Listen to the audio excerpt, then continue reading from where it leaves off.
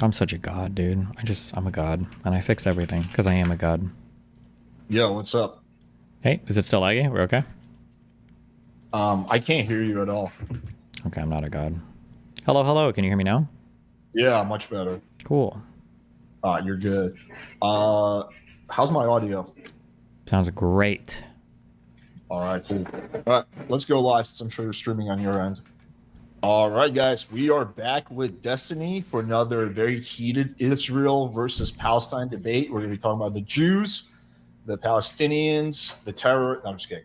But yeah, I thought it'd be fun. This is probably the longest we've ever gone since I met you without doing a stream. Probably, And yeah. a lot of shit has changed in the last 2 months, politically wise. I was gonna ask you this. I haven't really seen you in the last 2 months on like many debate channels. I saw you on that Pierce Morgan debate with Andrew, which was kind of disappointing because it was so civil. What have you been doing? Just basically watching stuff and just chilling, big chilling. But we've been like watching a lot of news coverage and everything.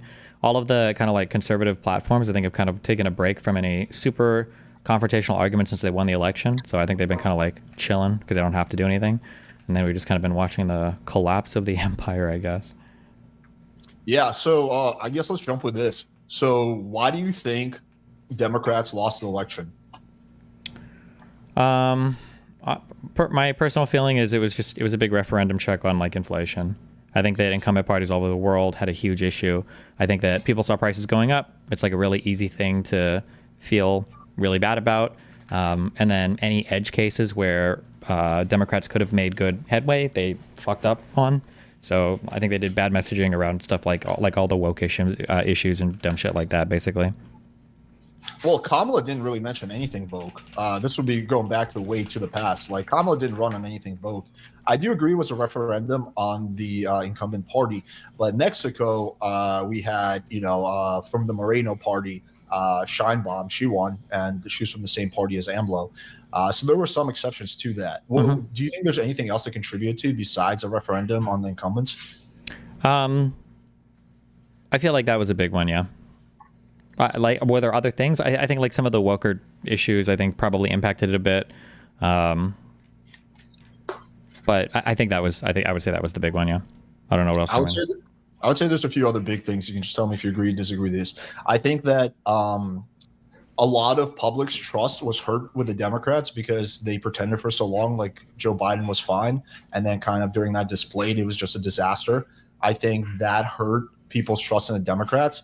I think that while Biden had good policies in some ways, a lot of his policies didn't like affect you right away. It's more like, yeah, we're going to build the chips factory, but it's not something people feel. It's not something people notice, right? Versus if he did something more that you feel right away, like a stimulus check. I know he did in the beginning, but closer to the election, or something like raising the minimum wage or paid family leave, something that people can feel, that would be more tangible. Because I think the average normie has no idea what Biden did or did not do. Like I just don't think they know. Only people like us who like kind of dive into policy. We know about the CHIPS Act. We know about the IRA. We know about all that stuff. So I think that played a role. And I think probably the biggest factor out of everything I've said is going to be the fact that simply Kamala is not that charismatic. And I think policy doesn't really matter that much anymore, certainly not with swing voters. It's largely about just, who people vibe with more. It's a vibes election. And Trump got people excited to come out, and Kamala did not get people excited to come out. So the Democratic base didn't come out as was expected. And I think that's what hurt because people weren't excited about her. Like they were for Obama. Obama is just very charismatic. He's very engaging, and he got people exciting. I think Joe Biden was the exception just because it was people were looking for such a different candidate after, with the pandemic going on. Like I think that it was no matter who Democrats ran in 2020, they were going to lose. I think also Kamala did not do a good enough job differentiating between her policies and Biden. So people just saw her as like, yeah, she's just going to be basically the same old. And my feeling is that, with what the Democrats have been doing, even though it's not their fault, inflation is pretty high. And so I'm going to get more inflation if I go with her. So I don't think she did a good enough job differentiating between Biden. But really, I just think she's not charismatic or popular enough to succeed in the modern world of 2024 politics. I think that nowadays you need someone like Jon Stewart. You need someone who's entertaining, who's engaging, who's charismatic. Yeah, I would definitely agree with all of those things. I don't know how much of any of those things individually brought the election to where it was, but I mean, I would say for sure that we're very much in like an influencer style political like environment now, where being able to capture people's attention and get people excited and shit post on Twitter and everything all day is probably a really important thing for a lot of voters now, for better or for worse. So yeah, I think also that, just going back to the point, the reason that the Moreno party won in Mexico. So for anyone who's not familiar, the Moreno party is like the liberal party in Mexico. So AMLO, who was the president before the current Mexican president, Claudia Sheinbaum, he tripled the minimum wage. And that's like some shit that people can feel. Like if Biden doubled the minimum wage, like there's a good chance Kamala could have won the election, because that's something people can feel. It's like, wow, like my income just doubled under this president, under this Democratic president. So I think Tim Walz actually kind of said it best after the whole thing was over. He said, like, yeah, people don't want us to tinker around the edges. People want like real, tangible change. And people vote on vibes, and people vote on these things they can feel like. No one votes on like, oh, unemployment numbers are good, right? Because again, it's not something you feel. People vote based on inflation. People vote based on, how, for example, whether they're living paycheck to paycheck, whether they feel like they're doing better. Very few people vote based on macro things. Yeah, I agree. Yeah, the messaging is obviously more important than the policy. I think Americans have shown that. They want to be messaged to better than they care about anything actually getting done. So yeah, I would agree with that 100%. Wait, hang on one second. But yeah, I mean, so question, 2028, is it going to be Trump running, or who's going to be running? I mean, like, my feeling is that he's going to be too old, but I also felt that for this election, so who the fuck knows? I think the really important thing is going to be midterms, and then we're going to see how people are actually feeling about Republicans in general. My guess is Trump has to be gone for 2028. He's just going to be so fucking old, and you've already seen him slow down pretty significantly due to his age now. So, but I mean, yeah, who the fuck knows? Who knows for real? But my guess is he's going to be gone. But who do you think is the best right now? Like, who do you think is going to be a leader in the Democratic Party? Who do you think will run, and who do you think should run for the president? No clue, but it's going to have to be somebody who's like exciting, like somebody that gets people hyped and can play social media well. But I think we're way too far out to see what's going to actually happen. I think people like AOC could do it. I like AOC. I think she's done a good job at learning how to be an exciting person, but also still be effective politically inside of her political environments and everything. Yeah. AOC, I guess. I think she might be too feisty for the general public. I don't know. I do like her. I'm personally fond of her. I think someone like Tim Walz would be a better choice. Or the governor of Michigan. Who's that lady? Gretchen Whitmer, I think, has a lot of charisma. Mm-hmm. Even Josh Shapiro, potentially, even though he's got that whole murder thing. JB Pritzker, Andy Bashir. I think those would be all solid choices. Yeah, maybe. Yeah, I mean, we're so far out from that. It's hard to say, right? Yeah. So, okay, let's move on to this. So, if you had to rate how Trump's been doing for the last 2 months, what would you get? What kind of rating would you give him? I mean, the worst possible rating. I think it's probably been the most unbelievable. Like, when it's gotten so bad that even conservatives are just kind of being quiet because they realize it's all insanely indefensible. I think that says something. And it's just been an unbelievable, horrendous 2 months. Jesus. I kind of felt from the start that Trump would be a disaster, but tell me if you agree with this, but he's been much, much more of a disaster than I could have ever anticipated in such a short time period. I just never thought we'd be talking about Social Security, laying the groundwork for taking down Social Security. There'd be massive cuts to Medicare. I never thought that Elon Musk would be fucking tinkering around the Treasury. It's all been just a bunch of pretty unbelievable stuff. I mean, I think the argument is just that it's kind of what was said in the first term is that for his first term, there was more he wanted to do. He just didn't know anything about government because he just doesn't know anything about government. And this time around, he realizes that in order to get the stuff that he wants done, most of what he wants to do is illegal. So he needs super sycophantic people to go along with it. And now he's just done a much better job at having those people around him, people who are literally never going to say no to him and are going to go along with the most unhinged stuff possible. And that's basically what we're seeing now. Yeah, I mean, you have a lot of like Republican politicians actually like starting to mimic his like dancing and his movements. They're all doing that gay jerk off dance where it looks like they're jerking off two Yeah, I guys. saw it cringe shit like that. Like they're all talking with their hands a lot more, like, but to an extent they never did before. Yeah, you see a lot of that. People like some Republican, I forget his name, voting to creating a bill that would rename an airport after Trump. Rename a bunch of things after Trump. Yeah, it's just the level of dick sucking on the right is insane. So, what would you say to someone who's not really been following politics too closely? What do you think are the three worst things Trump has done since he started? The way that I would message to somebody who hasn't been following politics closely, I would just say that like the tariffs and everything are probably going to make everything a lot more expensive. That the United States is just generally going to be seen as kind of like a bad guy now instead of a good guy in the world. And I think that if you care at all about our history and what the United States has contributed to the world, especially around things like World War II, it's kind of sad to see us just abandon that position completely.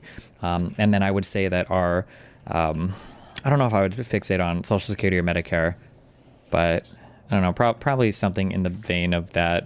It would depend on who I'm talking to more specifically past that point. But the really bad stuff has to do with the deportations and everything now. I have to figure out a way to message more effectively on that, but it's been some of the most, this party has had the largest disregard for law that probably in the history, definitely in the history of any American presidency ever. It's just fucking insane. Yeah, with the only one that comes close is Andrew Jackson, but that was like 250 years ago. But yeah, I guess I would say also that if I was communicating this, I'd say like definitely the economy, just crashing the economy in such a short time span. Stagflation is increasing. The stock market is crashing. What's it called? The stock market is crashing. You have a whole bunch of new people who are unemployed. Unemployment is up because all these people got fired. You just have, inflation is worse than it's ever been.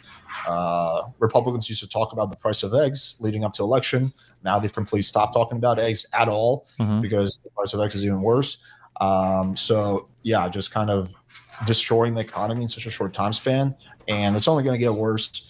I agree with you about the part about turning allies into enemies. Like Canada was extremely unexpected. Like Canada's been our ally forever. Not a lot of people know this, but they went with us to Iraq. Like they've actually like followed us into every war.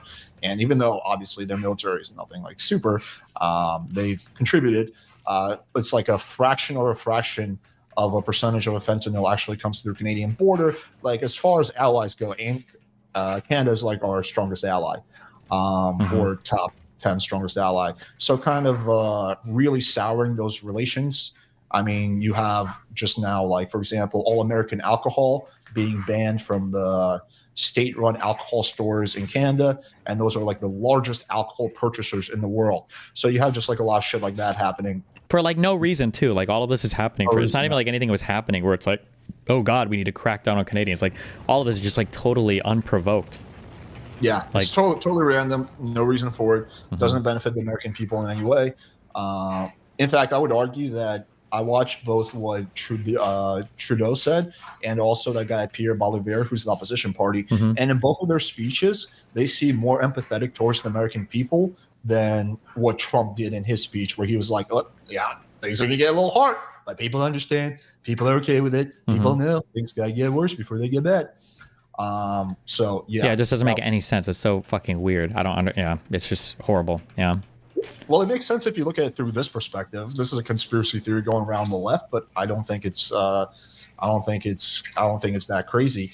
Is that the whole idea? Is that basically his ultra rich friends? They know what he's going to do when he's going to do the announcement, when he's going to back off the tariffs. So they short a bunch of stock. The stock crashes. Then when he does his announcement, they go up and they sell and they make billions of dollars. I've heard this said before, but like Trump has so many other ways of illegally making money. I mean, he's already doing with all the crypto scam shit where he's going to be making. He's using all of them. Yeah, but it's so much. Like these are called, we call these. I've heard people refer to these as unforced errors. Like he's doing so much stuff that's so beyond the pale. Like this guy's like 80 plus whatever fucking years old. Like it's not like he needs extra money. Like what's he doing? Like he can't afford the PS6 or something that he absolutely has to push the entire country to the brink of extinction. Like I just think it's unhinged. Yeah. Yeah, but people don't become rich by like not caring about money. It's and he became rich because he was big on The Apprentice. Like let's be real. Yeah, I know. But I'm just saying, like, people, like people who are really rich, like they don't do it because they need to buy something, right? They do it for the chase, for the high. They like that, like just they get a high when they get more money in their bank account. That's just how they operate. So it's not necessarily that he needs something or that he can't afford. He can afford everything, obviously. So can Elon. Elon's the richest man on the planet. It's not he doesn't need to be meddling in Doge. He doesn't need any of that, right? He's just doing it because he wants more power. So yeah, I think there's a lot of I think a lot of these guys are ideologically driven for sure. In that like the ideology is important, maybe even more important than just the money part, or the gaining power is like the important part, and the money is just a way to do that, basically. But the thing is, I think Elon has ideology, and I don't think Trump has any, or doesn't have much ideology. He changes his position on things all the time in a very short time span. Like he's before he was super anti H-1B visa, now he's pro it. Like he flip flops on a lot of issues like really really fast. So I don't actually believe he has strong ideology. I don't think he has like a coherent ideology. Like he doesn't understand what his ideology is, but I definitely think that there is a feeling that he has intuitively that like large countries should run the world. So Russia should be able to take over Ukraine if they want. China should be able to bully Hong Kong and Taiwan if they want. And then the United States should be able to bully Canada and Mexico if they want. He probably couldn't like give words to that, or explain it in any sort of coherent manner. But I think that intuitively, I think that's what he feels. And I think that's like his guiding way of seeing the world, basically. I mean, I would say that his guiding way of seeing the world is through his personal ego. So the leader of some country, for whatever reason, offends his ego, and then now that country is the enemy.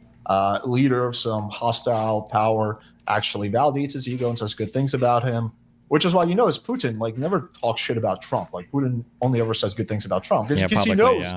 Well, privately he probably talks massive shit because he knows that that's what's going to get a response. So that's kind of, he looks at it very much through an ego perspective and a very quid pro quo way type. Like you do something for me, I'm going to do something for you. But you got to give me your undying loyalty, undying support. If you waver from me on just anything, then you no longer get my support. I think he looks at it very transactionally and very much through the ego. But yeah, aside from the whole let's make a bunch of fucking rich people more money. The idea of doing tariffs against Canada just is so irrational, and there's really just no good argument for it. So that's kind of why I think that theory might. I'm not saying it is the case, but I'm saying that I wouldn't rule it out either. Yeah, maybe. It's hard to the problem. Yeah, it's just so hard to say because if we look at the totality of actions, so many of them, like you said, he was for H-1B and then against H-1B, and he keeps going back and forth on these tariffs. It's hard to find like a consistent guiding principle just because he seems so wacky sometimes. Other than reality should be whatever I want it to be, and then that's whatever he wills it, basically. Yeah. I think it's also like going back to what I said it's about like an ego thing. Like initially, for example, there's supposed to be tariffs with Mexico, but Claudia agreed to send troops to the border or something like that, and then he's like, yes, he took it as a W. So it's more about owning, other world leaders. It's about dominance. He had a thing. This is a pretty well-known fact back in the day of basically blackmailing his friends into letting him fuck their wives. So that was his thing, is just humiliating his friends and fucking their wives. Where Trump was fucking his friends' wives? Yeah. Okay, I hadn't heard of this before, but okay. Yeah. A while ago, but yeah. Damn. Yeah. So I think that's just who he is. It's just about dominance and establishing supremacy. But yeah, anyway, so going back to what's been happening. So we talked a little about the economy part. The immigration part is obviously very dangerous and sad, but also I think a lot of people think what was promised, what people voted for Trump for, is the idea that we're going to deport illegal citizens who commit crime. Mm-hmm. I think that was largely the premise of it. And maybe we're going to just deport illegal citizens in general. But no one voted on him for the idea that we're going to deport legal residents, because I think some did, but there's probably a lot that didn't. Yeah. Or no, wait, I'm so sorry. I misheard when you were saying illegal. I thought you meant illegal versus, because some people say I only want to deport the ones that committed crimes, and they mean violent felons, and then other ones will say yeah, they're all crime committers though, so we should deport all of them. But I understand what you're saying now. Yeah, you mean the versus deporting people who just had green cards or visas. Yeah, that's such an unbelievable step further than he needs to go. I don't understand. I don't have a way to explain it either. Yeah, it's insane. It is insane. but I think it gets a lot crazier. There's no due process for these people. They just basically some of them just get disappeared. A lot of them wind up, I don't know how it came to this, but in an El Salvadorian prison, which is known for being pretty fucking intense, like not the type of prisons we have in America for obvious reasons.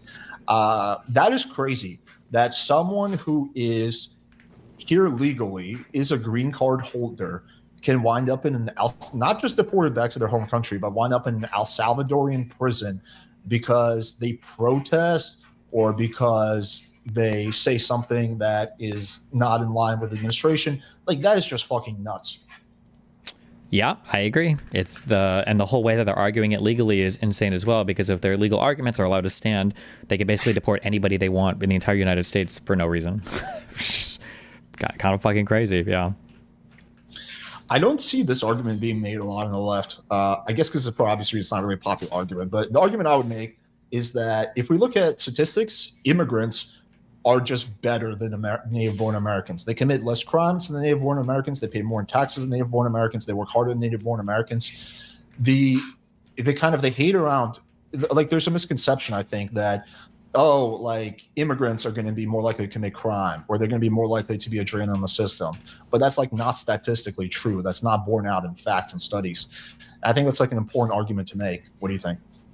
Yeah, I mean, obviously I would agree. The thing you run into for immigrants is there's like a selection filter applied. Like, if somebody is taking the effort to immigrate here to this country, even illegally, then it's probably already a somewhat exceptional person. So you're going to be more likely to see positive outcomes from them as well, right? Yeah. Yeah, sure. That's definitely true. I mean, I'm going to be biased on this since I'm an immigrant. I came here when I was 7. I'm a U.S. citizen now, so no worries about me being deported, hopefully. Yeah. But yeah, you never know. But I'm kind of biased with that. But I just looked at like my friends' upbringings and my upbringing. It's just like there were some exceptions. Especially, I would say the big exception is Jewish families. Like, fuck, those kids were disciplined hard. Like, if both your parents are Jewish, like, you're not gonna fuck around. Like, all my like Jewish friends, like, there was no fucking around with their parents. But just look at my upbringing. It's just like I had a business when I was 13. I had to work all throughout high school, even though my parents had money. Like, I just had to, like, there was discipline. Like, I just couldn't fuck around. Versus I look at some of like my American friends, which were basically all the friends I had in high school, and it was just like, yeah, whatever. Like, do your thing. Here's your allowance type of thing. Yeah, this is kind of the Vivek Ramaswamy argument, so be careful, because people got real mad when he brought that up. Yeah, that some of the immigrant culture might be a little bit different for some of the more successful groups of immigrants than some of the Native Americans. Yeah, he wasn't wrong. I mean, not saying that all Americans are lazy or anything like that. Obviously, there's a lot of really hardworking native-born Americans, but when we do these policy, we do it on a macro level. We don't do it on a micro level. And so just this misconception that immigrants are more lazy or immigrants are more likely to commit crime is just false. It's something that's been propagated for a political point, but it's not actually based out in any fact. Where do you see? So let me kind of transition to this. Obviously, right now, Trump is having a showdown with the courts. The courts are especially not fond of what's going on with Bush. Where do you see that going? Right now, the big question. So the courts have been, this court especially has been historically favorable to Trump, but I don't want to call it cope, but the idea I've heard is that while the courts might be favorable to Trump, they're more favorable to themselves, and that Roberts might finally be starting to fight back against Trump because Roberts doesn't want to watch the Supreme Court give up a lot of its own power. He ruled against him in that one decision. In the TRO thing, and he made a public statement against him as well, which was pretty exceptional. Yeah.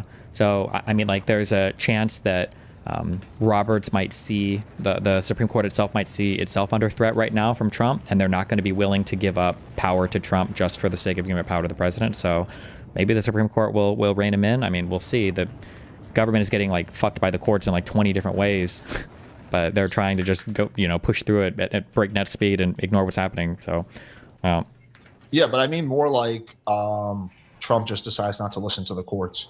Like that's where we're at right now, and that's more or less what they're doing. They're just doing it in like the most wacky ways possible. I guess we're gonna see what actually happens when. I don't know when. I keep saying that, but I don't like some of these. One of those TROs is like 30 days old at this point, but the government I think has finally been dragged along, kicking and screaming, and is starting to comply. But it's taken a long time, and like our political system checks and balances is in part based on good faith, but if the president, who controls the military and everything else, decides not to listen to the Supreme Court can't really do anything.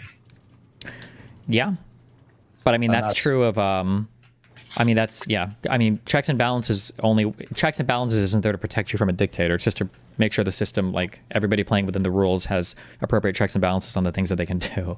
But if somebody decides they want to be a dictator, then you're kind of fucked. Well, if the executive decides that, because the executive is the one with all the policing power, unless like the military coups them, basically, you have no way to stop them.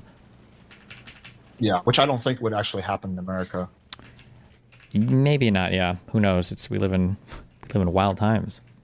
We do live in unprecedented times, but yeah, I think that's like the concern for a lot of people is that he just will. I mean, he already has been kind of ignoring the courts, but I think he's kind of like doing like the halfway thing where he like sort of gives an excuse and he maybe like it's not just flat out I'm not going to do what you say, but I think there's a good chance it will come to that, and then you have a constitutional crisis basically. I mean, and just like what the fuck happens? Nothing really, I guess.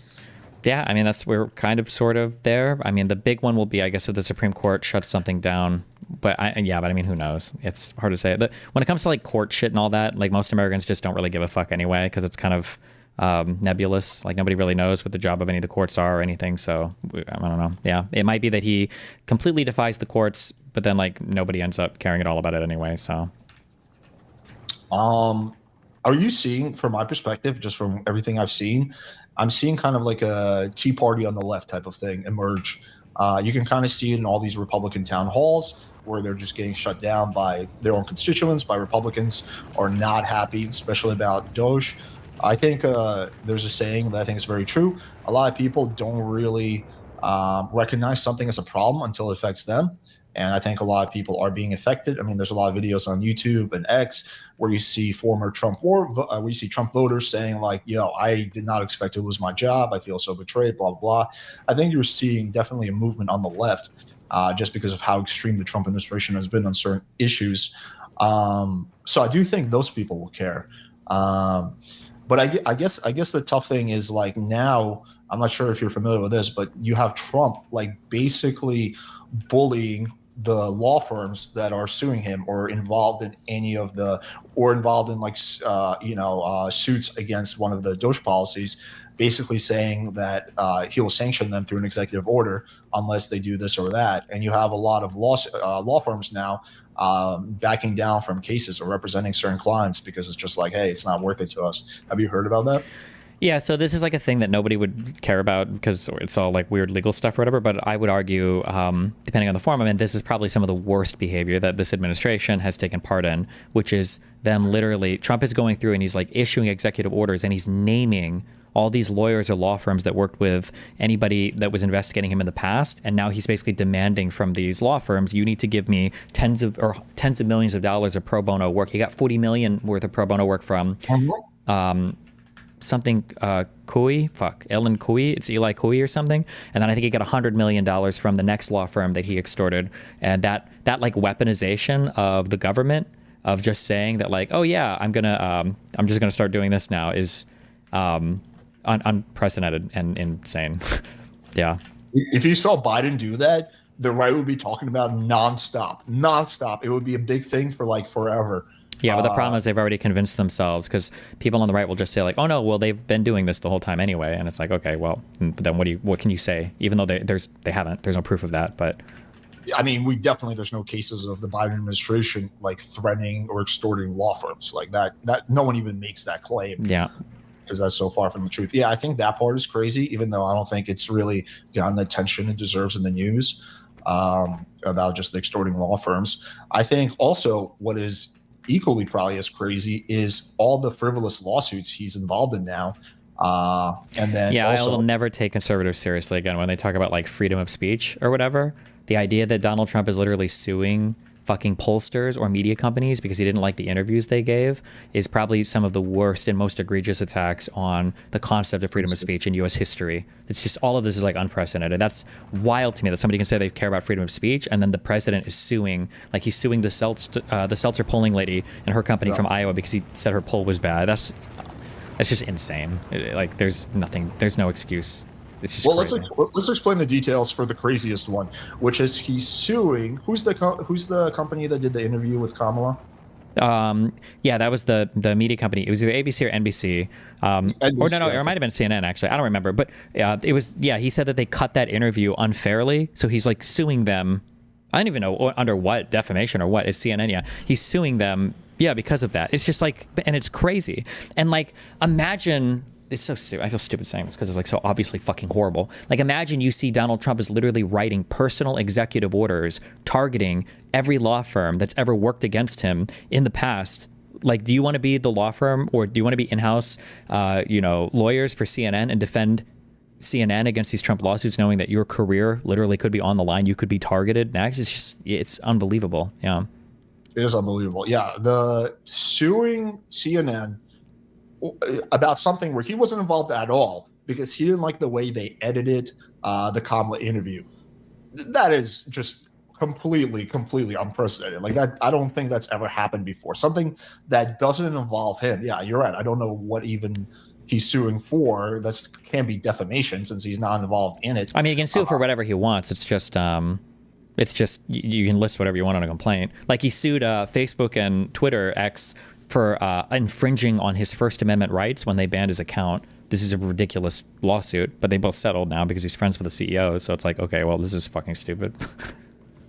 Yeah, the idea that the right is more pro free speech friendly than the left is a complete misnomer. It's not based on any fact, especially not. I mean, you have different types of conservatives, but especially not MAGA conservatives. Yeah, like those fuckers do not give a shit about free speech. They want free speech when it's on their side, but they don't want free speech when it's against them or against Trump. Yeah. Or they're just in cognitive dissonance about Trump's actions and are just not aware of anything that we're saying. Yeah, it is pretty nuts. Well, let's talk about Trump's foreign policy. What do you think about the? I'm sure you've seen this, the Zelensky video. I thought it was fucking horrible. But I mean, like, it feels like the position he takes is just that the United States is like super cucked and we can't have any influence over anything ever. That Russia's the big player here and we just have to help Ukraine cuck out like as hard as possible to Russia, and that's literally all we can do. And it just feels so stupid. Yeah. Well, the idea that for me was the most egregious was just kind of humiliating Zelensky in the meeting.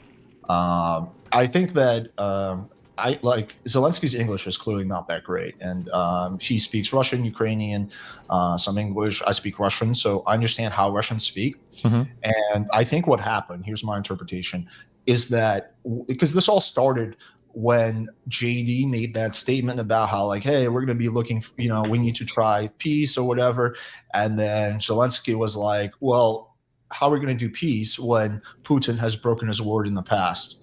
Right? That's what he was trying to get at. But the way he phrased it, due to his lack of English, seemed a bit abrupt, right? Which you can tell wasn't his intention, but I can see. So JD kind of took offense to that and escalated things massively. And then eventually Trump jumped in.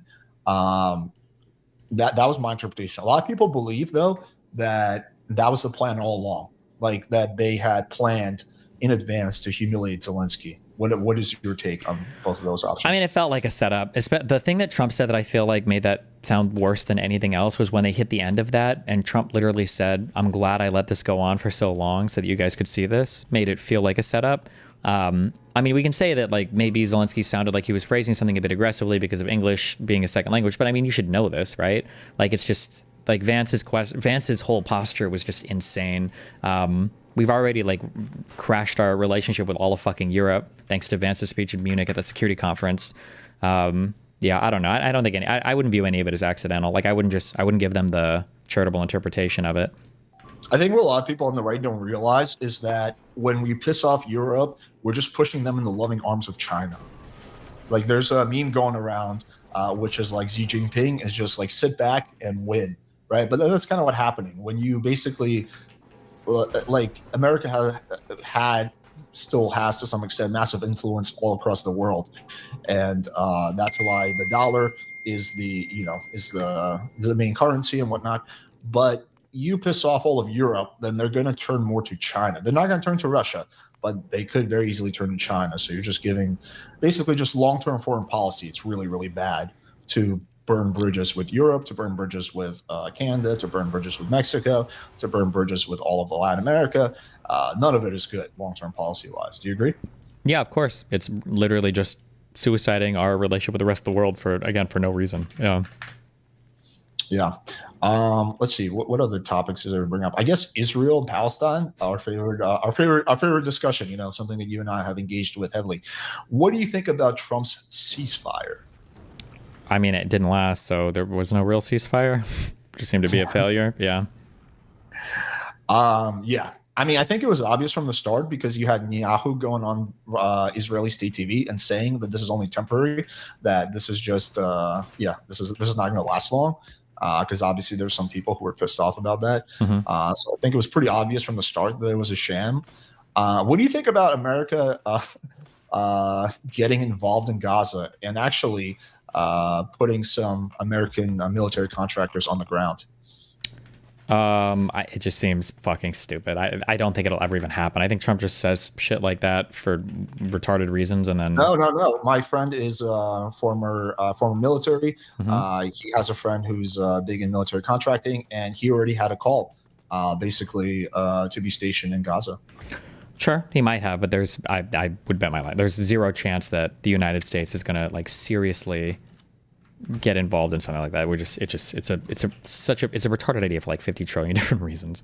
Yeah, but how many retarded ideas have you seen so far in the last 2 months? It's one that would require too much like effort on Trump's part to actually make it happen. I think if he could maybe and snap his fingers and do it, maybe he would. But I just feel like there's too much that we're going to be fighting over here on our side of the ocean, of the Atlantic, because of all the tariffs and everything. I don't know if Trump is going to have the will to also like focus so much on whatever crazy plans he wants with fucking Gaza. We're gonna take Gaza. It's gonna be nice. It's a nice place. They have good beachfront property. Jared already bought a few condos. We gotta get rid of the Palestinians though. They're kind of a downer. We're gonna get rid of the Palestinians. We're gonna just put them somewhere else. Put them in like some other shithole country, and then we're gonna take it with the Jews. The Jews are gonna be with us side by side. Yeah, I don't know. Yeah, this is delusional. But Trump is also delusional, but I don't know. It just seems, I don't know. So much it seemed impossible. It's just too much work to do. If it was an easier way, he could snap his fingers and get it done, then maybe. Like I think there's a higher chance that we actually capture territory from Canada or Greenland than there is that we do anything in Gaza right now. Which I is disagree with that assessment. Like we're not talking about putting American like active military personnel. We're talking about military contractors. I mean, I think it's a similar thing. Like if we put a bunch of military contractors there, like if 30 Americans get killed in some terrorist attack, we're going to be like basically dug into that for however long. Like there's no way we can just walk away from that. So I think it's a similar risk assessment. I put Greenland at like 99% chance it's not going to happen. I put this at more like 60% chance it's not going to happen. Okay. I guess we'll find out. We'll see. Time will tell. Going into this election, what percentage would you give in Kamala in terms of her likelihood of winning? I think I was like 40, 60. Oh, you thought 60% chance Trump will win? Yeah, I think so. The inflation stuff was too heavy. I think those are the odds I gave. I think XQC wanted to put a big bet, and I think those are the odds I said. I think it was 40, 60, I said. XQC thought that Kamala was going to win? He just wanted to bet on it, and he was asking me what I thought the odds were. Okay, that's interesting. So you kind of had a feeling from the start that just with inflation, that the incumbent party was going to get screwed. Or for a variety of reasons, I guess, but yeah. How do you... Or wait, or maybe I was 60-40 Kamala? Somebody said I was 60-40. Maybe I was 60-40 for Kamala. Yeah, that would make more sense. Maybe, sure. Yeah, we were not far off. I was 70-30. A big part of my confidence was based on the Seltzer poll that came out of Iowa, but obviously that one did not come to fruition. Mm-hmm. That was a pretty big one, yeah. But that's a good thing she's getting sued for it, right? Yeah, fuck her. That's the last poll that bitch is ever going to do. What do you think? You've been talking to right-wingers for quite a while. I think your strategy on it has changed. You used to be a little bit more mellow about it. Now you're very assertive about it, which I actually think is the right strategy. I think right now there's a divide on the left between like how do we deal with Trump. I think you have like the the Chuck Schumers of the world, which is like, okay, let's kind of meet them in the middle, kind of work with them. And then you have like kind of like the AOCs and the Bernie Sanders, which is like, no, like these are all bad ideas. We're not going to, these people are not to be trusted. We're going to hold our ground. You've definitely adopted the latter strategy when you do debates. What do you think is the most effective way to communicate to a Trump voter? I mean, it depends on if it's like a content creator or just like a random like Say a content creator. person. Okay, then it depends on if they're going to be really brutal or if they're going to be more calm, and it's going to depend on how big their platform is. So like if I was debating like a big conservative that's like very MAGA, like a Daily Wire type person or like a Tim Pool type person, I think I would be very, very, very brutal. It would be like very fact based. It would be very little patience for stupid shit. I think that would be the general demeanor I would take for that conversation. If it was somebody who was like maybe a little bit more like centristy or say they are and they actually are, then I'd probably be a little bit more gentle. But yeah, it would also maybe depend on the topic as well. If it's going to be over like tariffs or something, I'm probably going to be like fairly harsh. If it's going to be over like the deportation stuff, I'm going to be incredibly brutal. Yeah. Okay. Do you find that, let's say you talk to 100 Trump supporters, do you think you'll be able to get any of them? And if so, which percentage to come over to your side? Who knows? We'll see. I think all the conservatives are going to be turtled up until midterms, because right now they don't have to seek out any like adversarial conversations. Like I think most conservatives are just kind of like in their hug boxes right now. And if they start to feel pressure during the midterms or for some of these special elections, then they might come out more. But right now I think everybody's just kind of chilling. I think the only way you can change the vast majority of Trump supporters' minds is if they experience some negative consequences due to his policies. Like if they lose their job, that then you can reach them. If their best friend gets deported, something like that. Yeah, like that's how you're gonna. If they're on Medicare and they lose Medicare, like they're on Social Security and their Social Security gets cut. Like that's how you. I think veterans, for example, now are getting like really pissed off with Trump due to all the cuts to the VA and whatnot. But they have to personally experience something. Yeah, I agree with that 1 trillion%. Until you, that's why, like people keep saying they're scared that like Medicare or Social Security is going to get cut. I don't think they're going to touch that, because I think that they know that if they were to do anything like that, then people would start to see really bad things happening immediately, and it would kill them electorally. So, well, they're already cutting Medicaid. I mean, how far of a jump is Medicare? I don't think anything there will be significant. They're talking about like waste, fraud, and abuse, but I don't think they're going to make big or significant cuts into that. It's like an $800 billion cut to Medicaid in the budget. Wait, a what? In the Republican 800. Did you say billion? Yeah, I believe it's billion. There's no shot.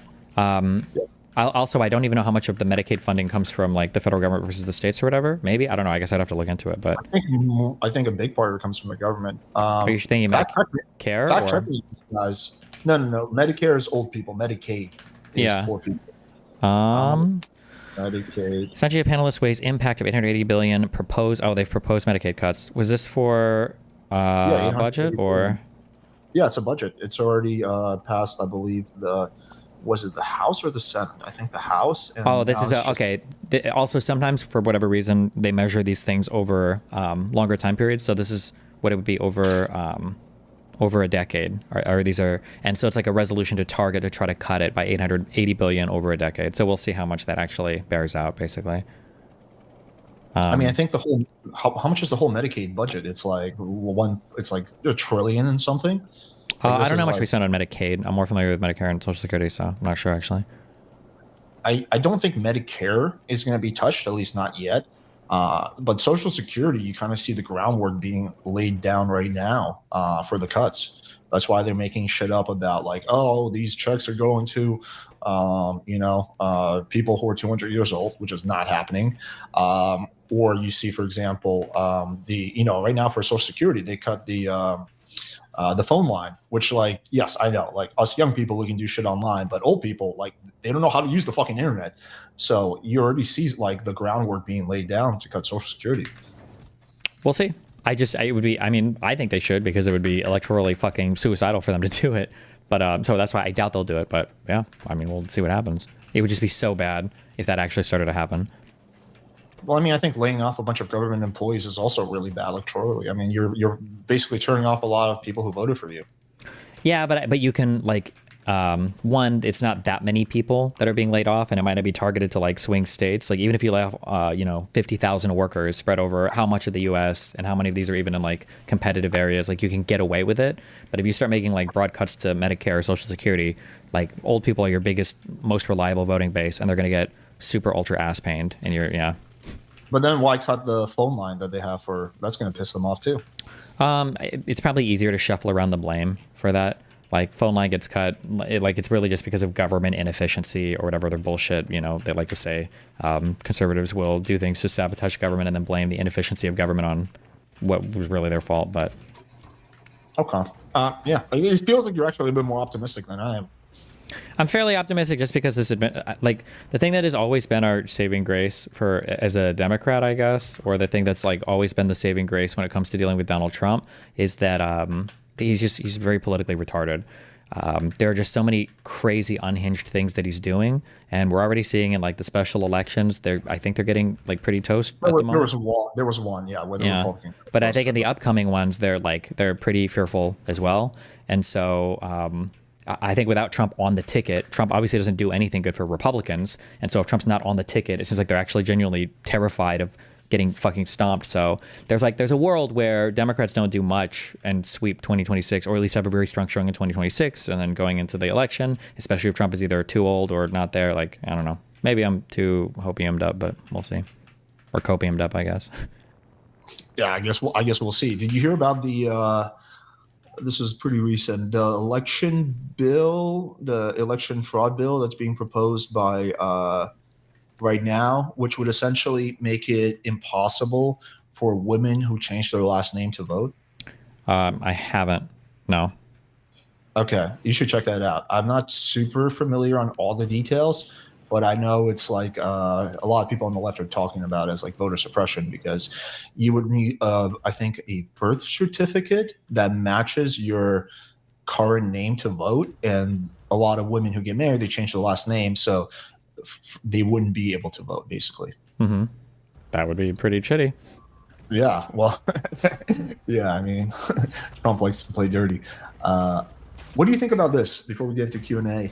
So in the manosphere, I'm sure you probably noticed this during all your debates, there's this idea that voting for Trump or just being Republican is more masculine than voting Democrat, right? I think that's the reason a lot of people in the manosphere are pro-Trump, or at least go down that rabbit hole, and then I think they find their own reasons. I think that's an issue, that's the perception, which is that it's more masculine to it's like, oh, you're a bitch or you're a pussy if you're voting for Kamala. There's never like a real specific reason. It's just like, oh, Democrats, whatever, they're SJWs, they're just a bunch of blue-haired, no offense, bunch of blue-haired weirdos. What's your thoughts on that perception, and how do you deal with that? Yeah, I mean, I feel like the Democrats have just done a fucking piss poor job at signaling to especially young white men. They just seem to think they can ignore them completely and it won't matter that much. And I think that's probably backfired pretty hardcore on the Democratic Party. And then they're going to have to figure out a way to not be so, like, the problem is that, like, the far left, like the progressive wokey people, they somehow they manage to hold like the Democratic messaging hostage sometimes, even though they don't support or vote for anybody in the Democratic Party. And Democrats just need to grow the fuck up and let go of that coalition, or not coalition, that just like small group of like very far left young voters, because they don't fucking matter, but they've like convinced themselves that they do. They're starting to wake up to this though. So yeah, my thoughts are that the Democrats need to be go to the left on economic issues and go closer towards the center on social issues. And also that the word trans should never be mentioned by any Democrat ever again. Like, any trans issue is extremely just like hurts them to the nth degree. At the end of the day, if you want to help trans people, the best thing you can do is probably help the economy and make sure they have Medicare and make sure they have healthcare anyway. Yeah, I mean, I think you can talk about trans issues. You just need to be like not fucking retarded on it. Like, I think there's a world where you can say like, yeah, parents and children or adults should be able to figure out what's best for them and their, healthcare providers. But like trans athletes and all that shit is easy to say, yeah, this is probably retarded. At the very least, like, leave it up to the school district or something like that. Like, you don't have to die on the hill of men and women or trans women and cis women should be allowed to compete together at all points. It's such a loser of an issue, and Republicans just like salivate at the opportunity to bring that argument up over and over and over again. In my opinion, the best policy if you want to win is just to not talk about it at all. And then whenever the right brings it up, be like, dude, are you fucking obsessed with trans issues? We don't even talk about this anymore. We don't care. I don't care about this. This is not something that's on my mind. Well, I think you have to bring it up to some extent, because like Kamala tried not bringing it up ever. At the very least, you have to say what you said or something. You got to say something about it, because Kamala didn't bring it up at all. And Republicans like slammed her over and over again for something she said like in 2019. And yeah, and it's like, but they were able to take advantage of the perception that like basically every Democrat is like pro like trans whatever playing in high school basketball or something like that. There's that perception. It's not true. The vast majority of people on the left are not for that, but that's just the perception. And yeah, that statement she made about the people getting sex changes in prison in 2019 definitely did not help her. Yeah, I mean, Democrats just have to be able to talk around these issues without feeling like they're tiptoeing constantly or having to like dodge minefields from conservatives, especially when there's so many good things to attack conservatives on now. I think Tim Walz does a really good job reframing economic issues. Like, yeah, he also just doesn't sound as afraid sometimes. Like Kamala Harris had a big problem sounding like focus tested with everything she said, or just like afraid of, just too afraid. I think he's also a lot more likable and charismatic. There's like one video that he did where he basically sat down with like 10 Trump voters, and it was like changed their mind. And you could just see like the fucking like how he was able to just charm them and kind of like speak to them in a way that resonated with them. And I believe actually it was reported that like half of them did not vote for Trump after that. I just think, I think like I just watched some of his interviews where they were like, hey, you're kind of, let's just say you're far left, right? He's like, okay, what's far left? Is it far left to give kids lunch so that they perform better? Is it far left to give the middle class a tax rebate? What's far left? And just no one was able to deal with that response. Mm-hmm. Yeah. I think that's generally a good response. Yeah. All right, let's jump to some Q&A. Okay. 2025 Gay Odyssey, our favorite Trump supporter. Question for you and Destiny: should January 6th get reparations in a lump sum over time? Nope, and nope. I do think, I will say this, that there were some people that were arrested who were just basically there. I don't think those people should have been arrested. But the people who actually broke in, and especially the people who did violence, should still be in jail right now. Like, there's no way you should be able to attack a cop and be walking around 3 years later. What do you think? Yeah, I think, I mean, they all went to, if you went to court for your thing and you lost and you got sentenced, like that's your court case. I don't know why any of those disgusting people would ever be pardoned or like given any reparations or anything whatsoever. That's insane to me, but. Some of those people were pedophiles. I mean, if in a group of that many people, I'm sure you're bound to find them anyway, right? One of the guys that attacked Rittenhouse was a pedophile, right? Yeah. But it's crazy that there was no attention paid to that. It's like, oh, these are just political prisoners. Like, dude, this guy's a career criminal. He's molested children. He attacked a police officer. Like, this is not just a good Samaritan that got caught up in something. Yeah. Type of thing. But it seems like there was no like really distinction when they did the mass pardons, like between like the criminals and the people who maybe were like just caught up or acted stupid that day. It seems like it was just a very blanket type of thing where like, yep, everyone just is good. Like there was a guy who like physically assaulted a cop, like all of that just got swept under the rug. Yeah. Pretty, it's, I mean, conservatives just take no responsibility for literally anything ever.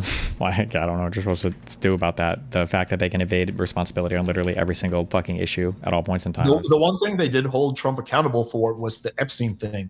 For anyone's not familiar, well, you saw a lot of that on right-wing Twitter when basically Trump said he was going to release the Epstein files, and then he released something that was released 10 years ago by Gawker, and he just actually blurred more things out and pretending like that was the Epstein's files, and he got called within like 24 hours. Yeah, but that wouldn't even be holding him accountable for it. That was just about releasing it. There are so many crazy convos that if they were about Democrats, people would lose their fucking minds. Like Epstein saying that Trump was his best friend and that he knew him so well and that they hung out so much. Like if these statements have been made about like Hillary or Podesta or there's videos of them together, there's photos of them together. Apparently the first time he banged Melania was on the Elite Express. Like they were close. Yeah, it would be there would be a lot of upset people if if those standards were anywhere near the same on those two people, but between the Democrat and the Republican thing, yeah.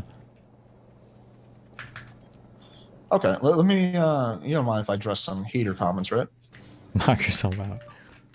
Destiny is one of the biggest grifters in YouTube history. Why? Because he sticks his nose in any and every topic they can find in order to pay and extend his reach in terms of audience. What's your response to that?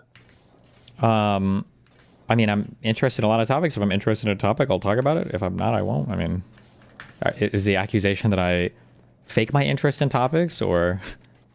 I believe so. I mean, it's like a negative. Like, how can I ever respond? Like, what am I supposed to like? Nuh-uh. Like, if anybody's watched my stream for any appreciable amount of time, there's tons of stuff that would get me way more viewers that I don't talk about because I just don't give a fuck about it. The biggest example of this is fucking breaking news. I fucking hate covering breaking news, and I hate talking about breaking news. My audience like begs me for it all the time, and I just don't do it. I fucking hate it. I can't stand it. So the idea that I only cover stuff because I'm grifting. I mean, if you can find an inconsistent opinion or something that doesn't make any sense, I guess we can talk about it. But I feel like it's a kind of a weird accusation to make about me, given how much I stream and how open all my shit is. Yeah, I agree. I agree with what you said. Alex won't call out Destiny. What am I supposed to call him out for? Like, I need specifics here. What am I supposed to call him out for? His personal shit. Like, I already made a very long Twitter thread giving my thoughts on that. Like, yeah, I don't know what I'm supposed to call him out on.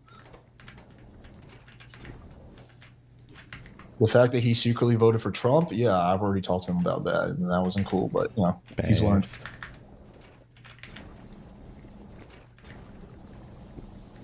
Okay, let's see what else. Okay.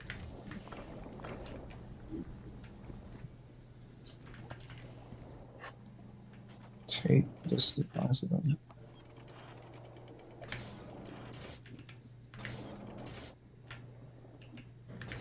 Like, okay, here's one that I think people would like you to address.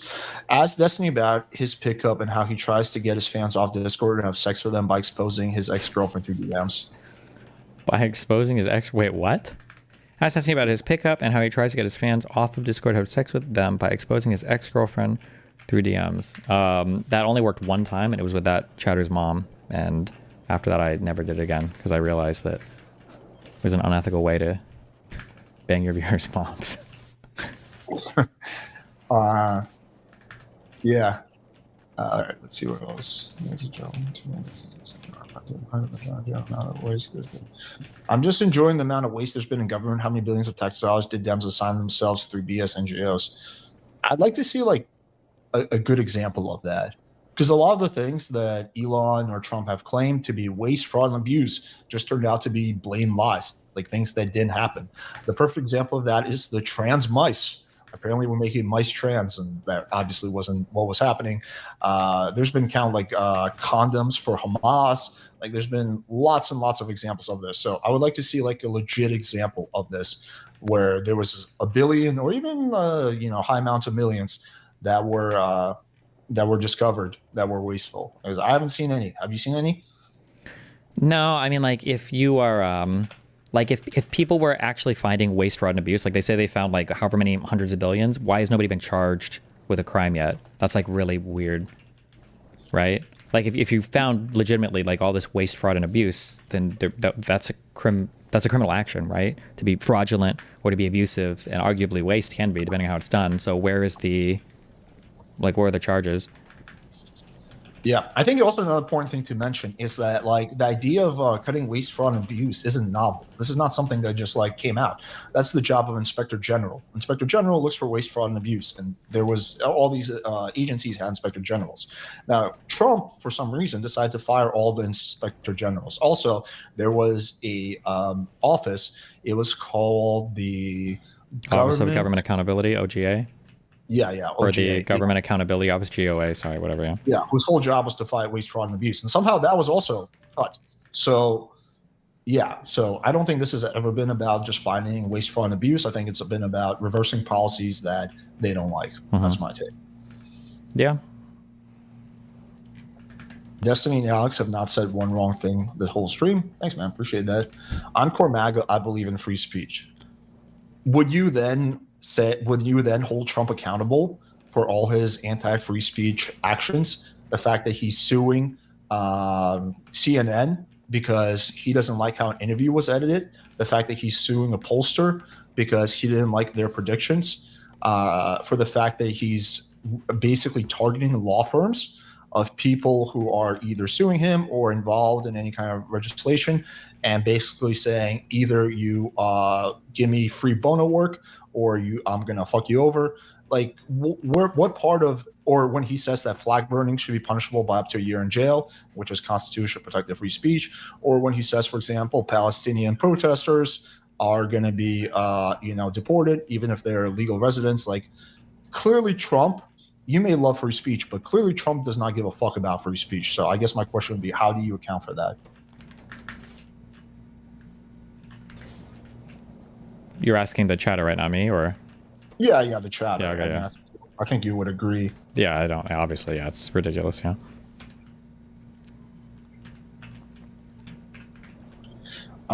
I've been at this for a decade now. I know Destiny and the left way too hard, and I was a commie. Destiny's a commie denial, but you can't break that.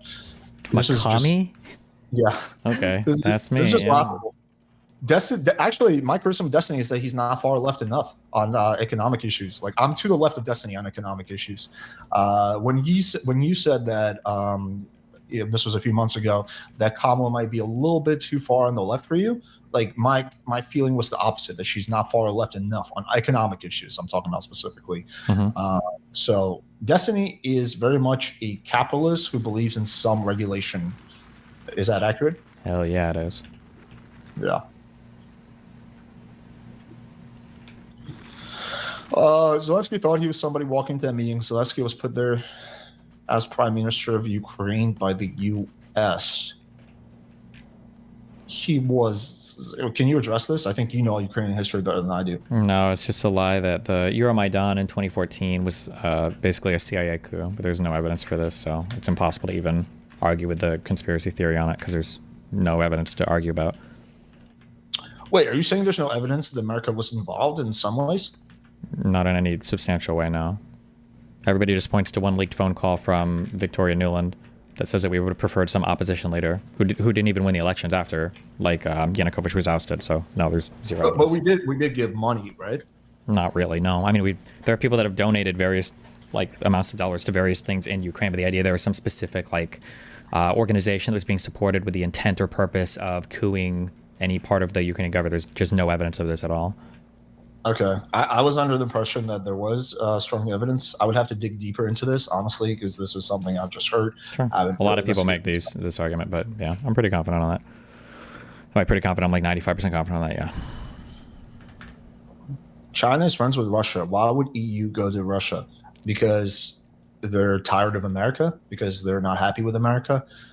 Because China can offer them more than America can? The whole idea of US aid, I think this is what a lot of people don't realize. They think it's purely altruistic and that we just want to, well, first of all, US aid to other countries is a fraction of 1%, just to put things in perspective. It's not 10% like people think. But it's not purely altruistic. The idea is soft power. The idea is that, hey, we're going to, for example, go to Africa and we're going to give them, we're going to open up clinics there so that when, it comes time to make trade deals, they're going to be leaning towards America because they have a very powerful impression of America. As soon as America leaves, China comes in and does the same exact thing, right? It's soft power. And I think this is something a lot of people don't realize, but soft power is a really good way to avoid using hard power down the line. What is your take on that? Yeah, I mean, obviously I agree 100%. I think the eradication of U.S. aid is going to have probably long-lasting, far-lasting effects on U.S. relationships around the world, and it's just really, again, sad and stupid to see so much power thrown away for literally no reason whatsoever. There's just no reason. There's literally no reason. It's all just fucking stupid. Yeah, it's a fraction of 1%. This is not a big percentage of our budget. This is not going to affect things in any way. It's a fraction of 1%. It's a very, very, very small amount of money. Very small amount. And a lot of it is also, just take the soft power thing aside. It's dude, like you have like AIDS running rampant through Africa. Like if we can take a fraction of a percentage and prevent millions of people from getting AIDS, that's a good thing. If we can prevent Ebola being spread, which could potentially one day come to America, like that's a good thing.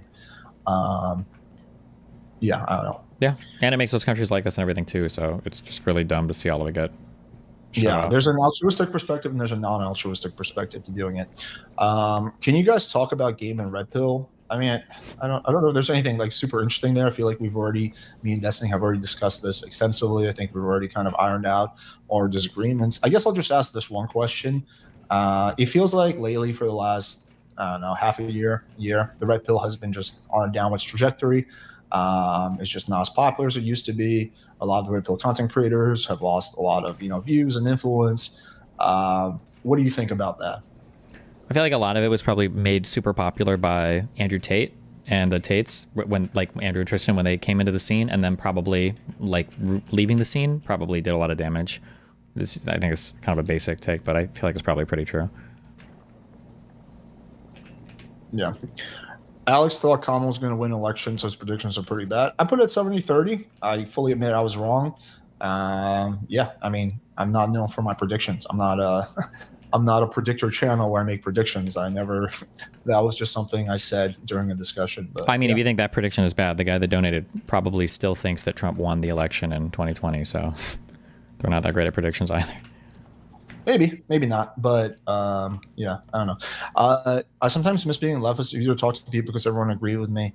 Well, I'm noticing on the internet, like nowadays, it's cool to be a Trumper, and it's not cool to be a Democrat. This was different when I was growing up in like 2008, 2006, 2012. Being a Democrat was cooler than being a Republican, but now it's the opposite. It's kind of flip flopped. That's why you see a lot of people like Eden Ross who don't know a single thing about politics. They have no idea policy or anything like that endorse Trump, right? You just see a bunch of people who you can tell know nothing about policy endorse Trump. It's not because they have some kind of strong conviction, just because it's cooler. That's where the vibes are. I could easily get more views and more support if I just become a MAGA grifter and I say like, yeah, fucking liberals are just all a bunch of blue-haired weirdos who just want to fucking cut your dicks off. I feel like nowadays in this environment, maybe I think it's starting to change a little bit in the last 2 months, but especially in the YouTube manosphere scene, it's cooler to be a Trumper. What is your take on that? Yeah. Like when you hear somebody say like, oh, I'm not sure who I want to vote for. I don't know. Like that person's always voting for Trump. Nobody's like, oh, I'm kind of undecided. I'll vote for Kamala or Biden. Like all of the center leading guys, all the comedian dudes, like everybody became like a massive Trump dick suck. So yeah. And it's like, even on the left, it's like not cool to say you would support Biden or Kamala. Like those people all support like fucking Bernie Sanders or some shit anyway. So it's like, okay, well. What do you think about Joe Rogan? He was someone whose channel I used to watch a lot a few years ago. I thought he was someone that had integrity. He would say things like, yeah, like, look, Trump wants to go on my channel, podcast. I'm not going to bring him on. I just don't know enough about politics to push back. I don't want to use my platform as a way of, spreading a false message. He endorsed Bernie. He endorsed Bernie in 2020. What the fuck happened to him, in your opinion? I have no clue. Some people say money, but I just feel like COVID broke a lot of people's brains. And I think a lot of people's like a lot of people's politics is just defined by whoever bullied them last. And I think that, COVID and people making fun of him for ivermectin and everything else, and just fucked Joe's mind up. And here we are. Yeah, that was stupid, by the way, for those news organizations to make fun of him for that. Ivermectin is like not just like a joke. Like the Japanese health ministry approved it, in 2020, 2021 as a frontline treatment for COVID, and they're pretty conservative. Ivermectin is extremely safe, so that was kind of uncalled for. But yeah, I do agree with you that partially broke his brain. I think also he's just captured by his like Instagram algorithm. You know how it is. You start watching right-wing videos, you see one right-wing videos, you get more, and then you take a Trumper and you take your algorithms, and what you're going to see are going to be totally different.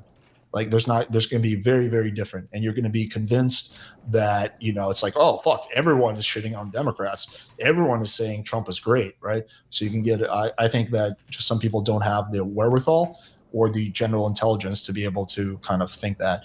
And I think Joe's in that category. And I think, yeah, just the people who he surrounds himself with and the COVID thing. But yeah, that was like really disappointing to see because his show has become just basically the propaganda arm for the right. I mean, he'll have on just a bunch of billionaires, allow them to lie to his face, never corrects them, poisons the well for his audience. And you see him starting to lose popularity. He's no longer the number one podcast. That's Midas Touch, which is a left-wing podcast. So not my thoughts. What do you think? Yeah, I mean, we'll see where it goes. For the record, just because people get mad about what I'm saying, I don't think that the Japanese people ever, I don't think COVID is recommended to be treated by ivermectin. There might have been some brief period of time where they did, but I'm pretty sure up to this date, I don't think ivermectin has ever been shown to help with COVID at all. I guess people still shouldn't have been as mean to Joe Rogan about it, but I mean, he's a celebrity and he's like pushing a lot of these weird treatments. Like people got obsessed with the ivermectin, hydroxychloroquine shit. So I mean, yeah, I don't know. It was pretty dumb for him to talk about it so much publicly, but. No, I know the Japanese health ministry definitely endorsed ivermectin at one point. I'd have to study to see if it's still something that they're endorsing. But I personally took ivermectin when I got COVID twice. It helped massively. I can tell you this. Wait, how could you possibly know that it helped? Because when I started taking it, I started feeling better. Yeah, but like, what would have happened if you wouldn't have started taking it? So yeah, I can tell you this is kind of anecdotal, but let's say you wouldn't have started taking it. Do you think you would have never gotten better? No, I think I ultimately would have gotten better. I just think it would have taken longer. How could you possibly know that? Okay, so yeah, based on the fact that I have at this point at least 10 friends who've had COVID and who were really struggling, and then I gave them ivermectin and methylene blue, and they got better really fast. Yeah, but like if you wouldn't have given them anything, what would have happened? Well, like for like the first 4 or 5 days, they weren't doing good. Like they were like bedridden type of thing. Okay. I mean, like if you don't give anybody anything, they'll get better. Like that's what our bodies get better, right? Yeah, but I just think it's a little too much of a coincidence. If like let's take one person. They've had COVID for 4 years. They're bedridden for 4 days. Doesn't look like they're really getting better. And then you give them something, and then within 24 to 48 hours, they're feeling significantly better. Okay, you do that once, that could be a coincidence. But you do that with 10 different people, like that is probably not a coincidence. I guess. I don't know why then it didn't show up in any medical research anywhere. Because nobody was able to verify that it actually helped at the end of the day with COVID. I think there is a lot of research. I'd have to double check this. I wasn't expecting us to get the COVID route. Sure. But yeah, I'll look into it later and I'll send you some articles. Okay. Y'all clearly aren't up to date with the war, nor do you remember the amount of tariffs that haven't changed since after World War II. The U.S. agreed to help them rebuild Europe, especially Germany. Tariffs on whose behalf? Do you know what he's talking about? Not exactly. He's probably, I mean, I guess it's something to do with the fact that in the Reconstruction era after World War II, some domestic manufacturing for these countries was probably protected to some extent because the countries were literally fucking destroyed, so they needed some way to rebuild. But the status of the world at that point in time was way different than the world we live in now. So anybody that tries to make a comparison economically between policies that worked right after half the world was fucking destroyed to the time period we live in now is probably fucking retarded. Yeah, also, I think it's important to make a distinction between specific targeted tariffs and broad tariffs. So you have, like, for example, a car company, right? You have a manufacturing car company, and there's a company in China that makes cars for 20% less. You put a tariff on that Chinese car for 25%. And especially if you invest on the other side, you invest more in U.S. manufacturing, that could be okay because the increase, because people are just going to buy from the U.S., right?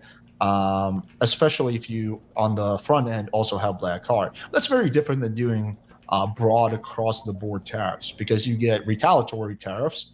That's a big issue. And also because some things we just don't make in the U.S. or we don't make well in the U.S. So that's the problem. Do you agree with that assessment? Yeah, I mean, like literally any way you cut it, tariffs are just a disaster. When it comes to economic policy, there are hyper-specific examples where they might be useful, like kind of maybe in the scenarios you listed, but like right now, there's just no reason. Like the United States, like benefits so much from world trade right now. The idea of us ruining that for literally no reason is just beyond fucking stupid. Yeah, just the problem with general tariffs is they get retaliatory tariffs. We've seen that, and yeah, I mean, like that just fucks things up a lot and drives up the cost. People who are really rich don't care about that. For someone like Elon Musk, paying 25% more for whatever, it doesn't matter. Like that, it doesn't affect people who make over $1 million a year. But Well, it'll for affect their businesses, but otherwise, yeah, I know what you mean. Yeah, but still, they're going to be okay. But people living paycheck to paycheck, which is 60% of Americans live paycheck to paycheck, for them, the price of shit going up by 25, 30%, that could mean the difference between them being able to afford to fix their car and not being able to afford to fix their car. So, yeah, it's a disaster. Here's an interesting question. Do you think there was election interference? So I think he's referring to 2024 election in terms of Trump using, or the right using, election interference. Not really. I know some people have written articles on it. I haven't dug into it too deeply, so I don't really have strong opinions on it, but I don't know. Heuristically, I would just say probably not. There was some investigative journalists, I think his last name is Palladio, that kind of dug deep into this. The claim is that the way it happened was through just a bunch of votes being thrown out. So it wasn't like there was like fake votes being cast. It was just that like there was a lot of valid votes that were thrown out in Democratic areas. And I haven't dug super deep into it, but from what I saw, I don't think he's lying. I don't know if it would have swung the election, and they kind of did it, I guess, the semi-legal way. So there's nothing the Democrats can do. But yeah, the right does have a history of using legal interference to basically have a better outcome in the election. That's the whole point of like needing voter ID to vote, or just all these laws they pass, is that because it's just going to make it harder for people who generally tend to lean left to vote. I think that's the whole idea. Or getting rid of mail-in ballots and stuff like that. It's not like there's a lot of fraud when it comes to this stuff. Like they've studied this pretty closely. There's not a lot of election fraud. It's not something that's significant, but yeah, I think it's pretty hard to do fraud on that level. Yeah. Yeah. All right, let's see what else we have.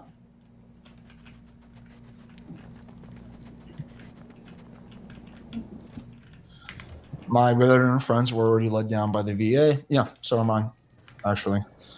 Yeah, like my veteran friends, some of them who I think were like either center or even voted for Trump are not happy right now. It isn't crazy that we treat like veterans like such shit, especially the right. Like the right, like virtue signals, we love our veterans, but they literally just don't give a fuck about them. The fact that, all the jobs that are being cut in the VA, all the support, the suicide phone line that's being cut, like just all the shit that's being cut that helps veterans is just insane from the party that says that they love veterans. Yeah, I mean, I would say the Conservative Party is pretty fucking horrible. I'm not gonna disagree. Yeah. Would you agree with this take that if you serve this country for some time, like 4 years or whatever, that you should never be homeless? Probably, yeah. For 4 years, does that mean the government should take? I mean, I don't think that's a hard one, because like I don't think anybody should ever be homeless. I feel like we have enough abundance in the United States that it's like a political will or resource problem if we haven't figured this out at this point. So, I mean, yeah, I don't think anybody should be homeless. Yeah. Yeah, but like the government, I mean, like in theory, no one should be homeless, but the government should guarantee like homes. Like, hey, if you served for this many years and you make this amount of income, we're going to give you not a home probably, but an apartment or something, so you're not on the street. Sure, maybe, yeah.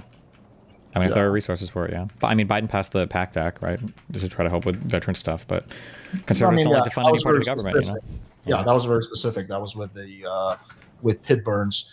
Which, funny enough, initially Republicans voted against that. They did not want to give veterans health aid for the ones who got really horrible burns. It was only after Jon Stewart like basically shamed all of them that they changed their vote on that, which is a fun fact that I don't think anyone on the right knows. But yeah. Okay, let's see what else we have.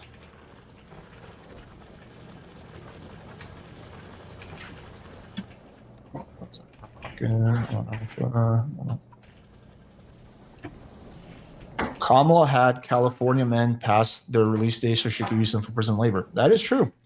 That is unfortunate.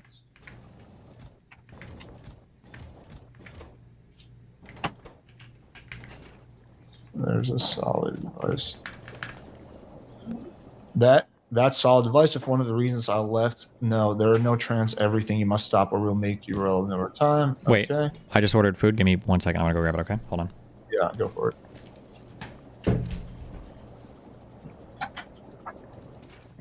So Destiny's using the word retarded. I think he's always been using that word.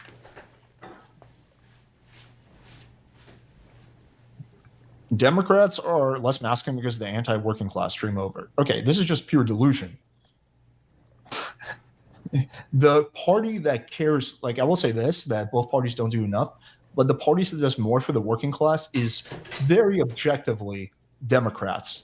The right don't give a fuck about the middle class at all. And there's clear evidence of this. So if you look at the Trump-endorsed tax plan that's being pushed right now, is that it would give massive amounts of tax cuts, about $1 trillion, to people who are the top 1%. But the average middle class person will see their tax revenue increase by about $1,000 a year. Not super massive amounts of money, but still significant. Like the middle class, on average, will see their taxes go up. You see this with Doge cutting the Consumer Financial Bureau, whose whole job is literally to help people who've been scammed get their money back. They've gotten $20 billion back for working class people who were scammed by banks and all of that. Now that they made it harder to join unions, for example, unions are the big thing that help middle class people make more money. Cutting Medicaid, which is something that a lot of people benefit from. And there's so many examples of the right not giving a fuck about the middle class. If we go to the left, for example, we just take a look at various policies that happened during the Trump administration, during the Biden administration. We see, for example, manufacturing going up under Biden. Like under Trump, his first term, we lost 200,000 manufacturing jobs. Under Biden, we gained about 600,000 to 800,000 manufacturing jobs. We see the CHIPS Act, which was going to create high-paying jobs for to people to develop microchips, which will also drive the prices down for for car companies and whatnot. We saw the Interest Reduction Act, which actually had nothing to do with interest, but had a whole bunch of provisions in there that were designed to help the middle class. We saw the raising minimum wage for all federal workers. We saw of putting someone who's much more pro-union on the National Labor Relations Board. I mean, we just saw example. I agree that Biden didn't go far enough, but it's not even close. What's your response to this?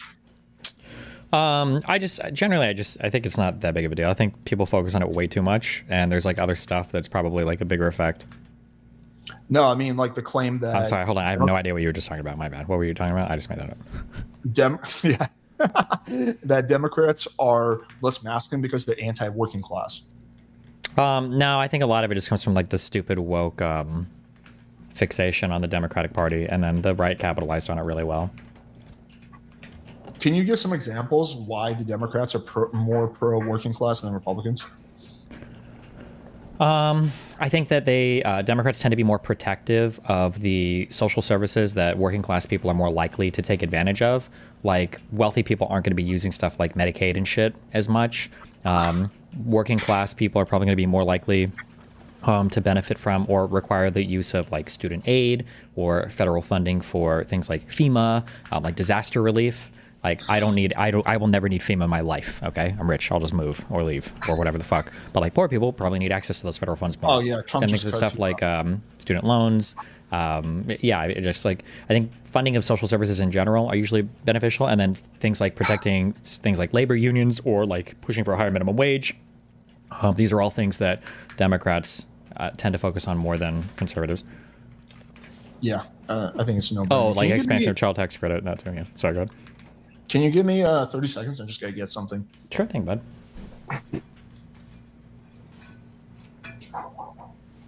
It's a catastrophe. I ordered an all-meat pizza and they gave me fucking pepperoni. Kill me.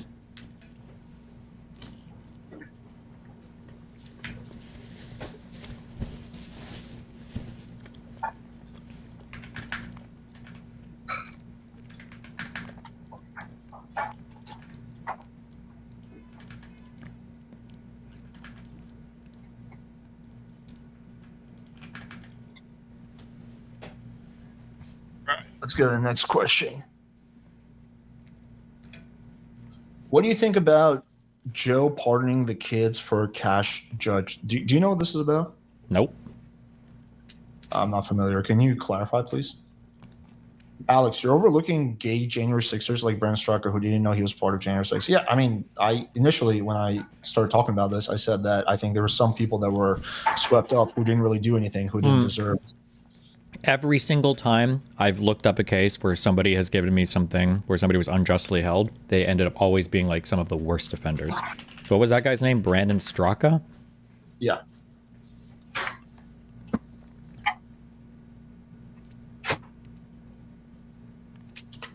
He said he didn't know he was at January 6th?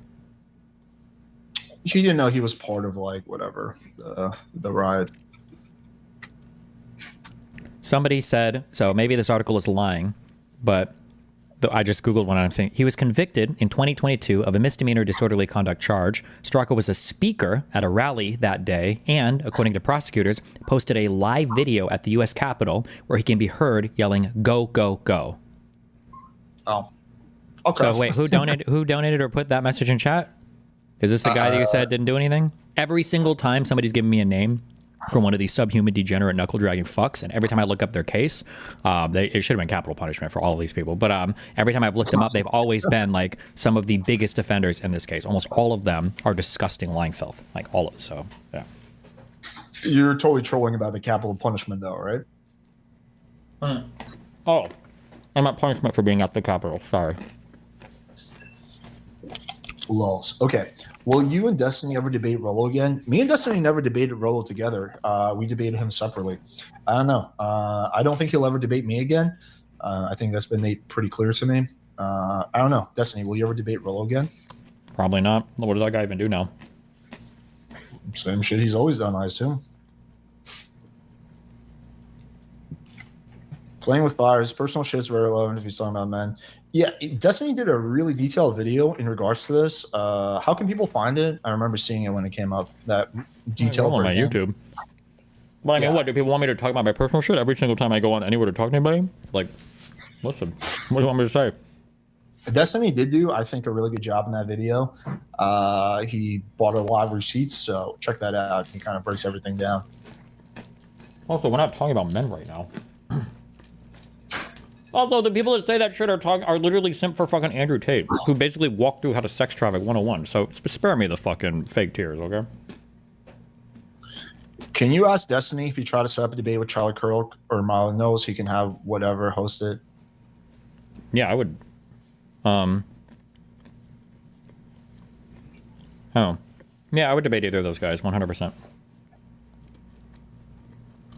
Here's an interesting question. Can you ask him his thoughts on JFK magic bullet theory and how the single bullet hit different targets and came out without any significant damage? Good question. Everything I've seen on the JFK stuff makes it look like the official story is probably correct, but I haven't like read a book on it or anything, so. I totally disagree with you on that. I wrote a paper on this in high school. Yeah, I don't buy the official story, but that's a whole side tangent. Okay. Under Trump, what do you guys think happens with Russia and Ukraine war? Without Trump or? Under Trump, with Trump. I mean, he's just trying to get Ukraine to surrender basically fully and unconditionally as quickly as possible. I think that there's going to be a peace deal is going to involve Ukraine giving up all the conquered territory. I don't know if there's going to be any security guarantees for Ukraine, which is the thing they seem to want the most. Yeah, But maybe there won't be. Maybe there won't be. I don't know. I'm not really sure how it's going to go. I do think that I do think that this war needs to end, and there should be a ceasefire and a peace deal. But it has to. There definitely needs to be security guarantees for Ukraine. It can't just be like, okay, Russia gets to keep this category territory, and then we just move on. Because yeah, like there needs to be some kind of security guarantee. Yeah, I agree, but I don't think they'll get it from Trump. Probably not. No. If you're to the left on economic issue, distribute your YouTube money to me. Okay, there's a big difference between being a communist and believing in things like billionaires should pay the same tax rate as people in the middle class. There's a big difference between being a communist and believing just redistribution of income, which I clearly do not believe in, and believing that everyone in America should have health care, that we should not have the worst healthcare system out of all the developed countries, where we spend more on medicine and get worse outcomes. That we don't, for example, that we just have so many people who are homeless, for example, and we have just a system that basically where like the poor get poorer, the rich get richer, and the middle class just seems to get worse and worse and small every year. So very big thing, very big differences.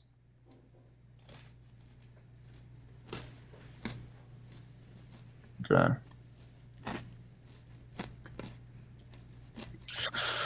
Alex, you're gonna feel safe from Russia to fall some visa working about niece, so the girls don't ask, like, do you think that comes off a bit insecure? No, it just the vast majority of Americans have never heard of Belarus. They don't know what country that is. So to simplify things, I just say I'm from Russia. Our language is the same. Our culture is the same. Belarus is effectively controlled by Putin. So yeah, I think see it as very close to the same thing. It's like when I said I lived in LA. Like, I don't think I actually ever lived in LA. I lived in Glendale, then Culver City, then Huntington Beach, but we just say LA because it's, yeah. Yeah. All right. Let's do a few more questions. That was an interesting question. Ask Destiny if there was any conspiracy they found out was actually true as time went on. Probably the J6 stuff. No, but seriously. Yeah, there was a full-on conspiracy by Donald Trump and his friends to coup the government. Yeah, but you didn't know that from the start? I didn't pay much attention to it at the start. It wasn't until a friend pushed me on it in 2022 that I started to do a lot more reading into it. Any of the big ones, the problem is there's been so many people that have dove into those. I'm never going to be the one to unmask something, I guess, so. Standing up to defamation is the same as anti-free speech. Is there present aggression against words include Trump's lawsuit rather than that? Again, what is the defamation in suing This guy's CNN? lying, and he's got Trump cum dripping down his face. What is the defamation in suing CNN because you don't like the way they edit a Kamala video? That's my question.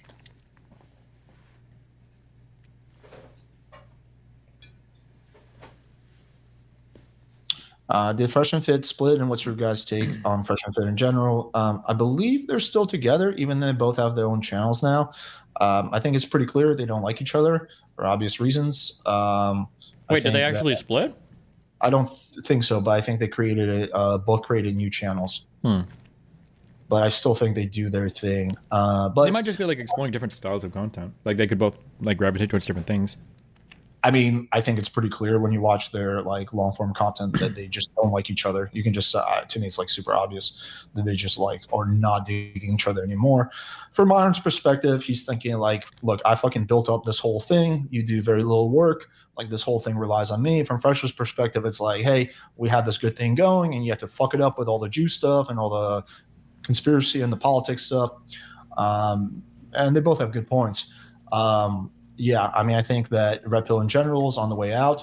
I think people got a little tired of their whole concept, which essentially is the same thing over and over again. Just bring on a bunch of bimbos, call them out, shit on them, type of thing. I don't know. What do you think? I feel like Red Pill's been dead for a year or two. I think since the Tates left, it got pretty fucked. Pearl and everybody died. It was really just Fresh and Fit. Yeah, I think it was really stupid for them to go down the race and the Jew road. It was really dumb, and basically everyone including their mothers, knew that they were going to get demonetized, and it happened. I'm surprised they didn't get kicked off YouTube. Honestly, they were going really hard with that. But yeah, they're lucky they just got demonetized. Yeah. All right, let's do like 2 or 3 more.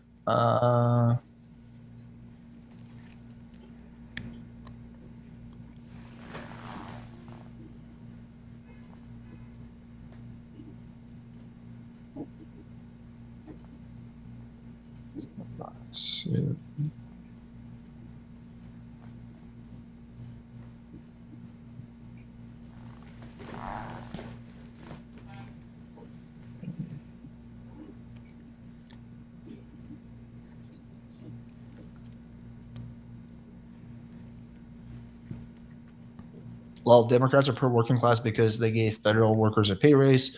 Well, it's better than increasing taxes on the middle class. Yeah, I would say that that was about 300, 400,000 people, potentially. There was other things like bringing back manufacturing. Who are they? I'm always curious these brokies that like defend like the huge like tax cuts. Like, what does Phoenix do for work that he thinks that like the Trump admin is benefiting him so much? There's a saying, it's by a famous author, I forget who it is, but it's something like, They never see themselves as poor. They always see themselves as temporarily dispossessed millionaires or whatever. Yeah. Who's that from? I don't know, but I know. Yeah. Yeah.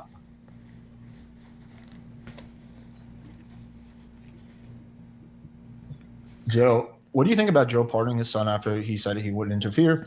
I mean, obviously he shouldn't have said he wasn't going to interfere. I don't blame him for pardoning his son. I would probably do the same thing. I would pardon a family member. But yeah, he shouldn't have said that he's not going to do it, that he wouldn't interfere. That was obviously a lie. I don't think it's nearly as bad as some of the pardons Trump did. But yeah, that's my take. I feel like he's been fully vindicated on it. The Republicans have shown that they have no morality. They have no problem weaponizing the DOJ, worse than we've seen in the entire history of the United States of America. And had he not pardoned him or anybody else he pardoned, then this Trump admin has already shown that it will go after anybody that they deem as enemies of the administration. And yeah, I think he was fully vindicated on it. I think he should have. Yeah, but 2 wrongs don't make a right. I mean, I don't think it was wrong. The conviction was fucking retarded anyway. Like all these Trumples that talk about like gun rights and everything are championing the fact that this guy, that the Republicans like were thirsting at the mouth to find some Burisma shit on. That was all fucking bullshit and all fake. That they managed to get a conviction on this guy because of taxes that he'd already paid back to the federal government, and because of the fact that he like smoked crack and bought a gun around the same time. Like, you guys should all be cheering for Joe Rogan to get arrested and thrown in prison because he smokes weed sometimes on his show, and you know that he owns guns, so he's convinced he's done the exact same crime Hunter Biden has. So it's fucking bullshit. That's a good point. Yeah, I do agree the conviction was bullshit. The part I would take, and I don't see there's anything wrong with Joe pardoning his son. I think that's what most people would do. The part that I think I would take small issue with, not a big issue, is the fact that he said he wasn't going to do it. So that was a lie. Yeah, I mean, he probably shouldn't have said that, sure. Yeah. Playing with fire. I think everyone should pay the same tax rate, 0%. Okay, it's interesting when people think like this, because so then you either believe that we should not have a military at all. There should be zero military, right? There should be zero anything at all in America. But just let's stick with the military example. There should be zero military. So that means that obviously other countries are going to come in and start taking territory from us, because why would they not? So, or you believe that we should have really, really high taxes on goods. So like when you purchase something, you should pay a 200% tax on that. And I don't even think that would make up for the difference. You just have to either be like, no federal government, no military, like America's just going to be right for the picking, or we're going to like charge some insane sales tax that's just going to be like through the roof. Yeah, I don't know how you raise money for government at all. Yeah. That's an interesting question. If both of you can pick one person in the world on your podcast to interview or debate, who would that be and why?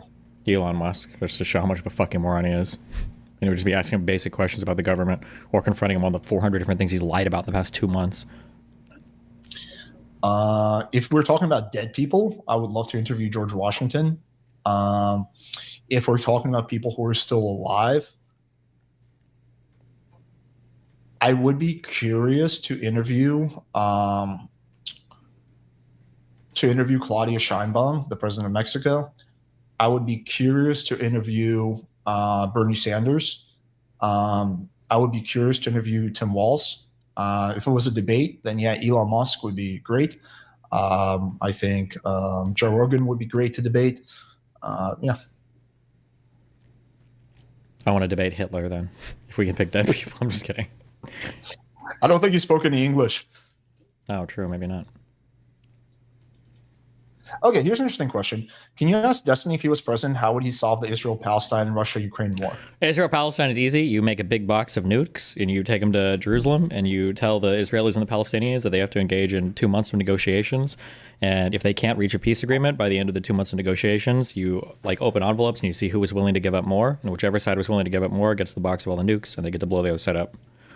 For Russia, Ukraine, we should just literally go no-fly zone over Russia, tell them we're going to blow up all their troops and blow up all their people until they leave. And then when the whole world cries about nuclear war, we can say, well, if Putin wants it, then good luck. And then wait for him to really? fuck off. Are you trolling right now with Russia?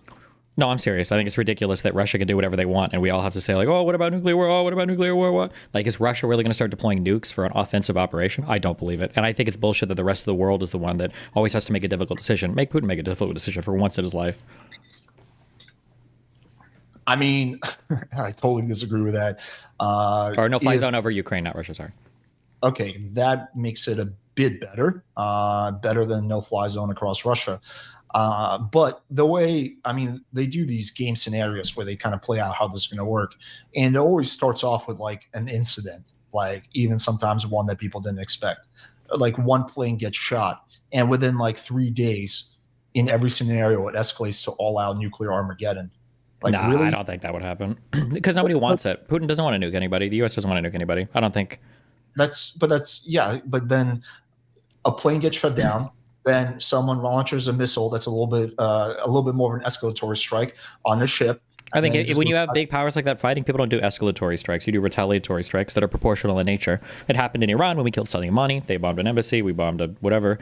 It happened with Israel. It was not proportional to us in any way in terms of the military. Iran did a proportional return strike. Yeah, they tried. No, I'm saying, but they were not an equal power to us. They don't have any nuclear weapons. Well, sure they don't, but I'm saying that in general, people will follow the rules of proportionality. It's not like I would agree that if we were attacking into Russia, they might do some crazy shit, but Russia doesn't want a nuclear war over an offensive war. Like they would lose the support of literally everybody. China wouldn't back them. Nobody would back them. They'd just be seen as fucking insane. I don't even know if Putin would be able to do it or if he would get assassinated by an oligarch. I think he has a really tight grip on power in Russia. Yeah, but that's under the assumption he's not going to blow the whole world up, right? Well, I mean, like sometimes, like, yeah, like you hit that button, you hit the nuclear button, you know, like the consequences for you come later, but actually, you know, the whole world is going to eventually blow up. Right now, the road that we're on is a road to nuclear disaster. The idea that if you tell people that as long as you have nuclear weapons, saber rattling will allow you to capture an unending amount of territory and everybody will appease you over and over again. Appeasement doesn't work. We've seen it historically. Right now, the path we're on is a path towards nuclear warfare. If Russia is taught and other countries in the world are taught that if you invade other countries, there's going to be severe repercussions, then it means that other countries will see that as a deterrent and they won't invade other countries. But right now, what we're teaching Russia is you can invade countries and take them over because using the logic you're using, Russia should invade Poland next because why would we fight back? It would be nuclear warfare, right? So Russia has already faced extreme consequences. There's been massive amounts of tariffs. You've seen, for example, their military force being spent. This whole thing has been an embarrassment for Russia. Like this. Yeah, but if they win, Putin gets to walk away. Dictators don't lose wars. If a dictator loses, then they're deposed. They get kicked the fuck out. They have to be able to walk away saying it was a win.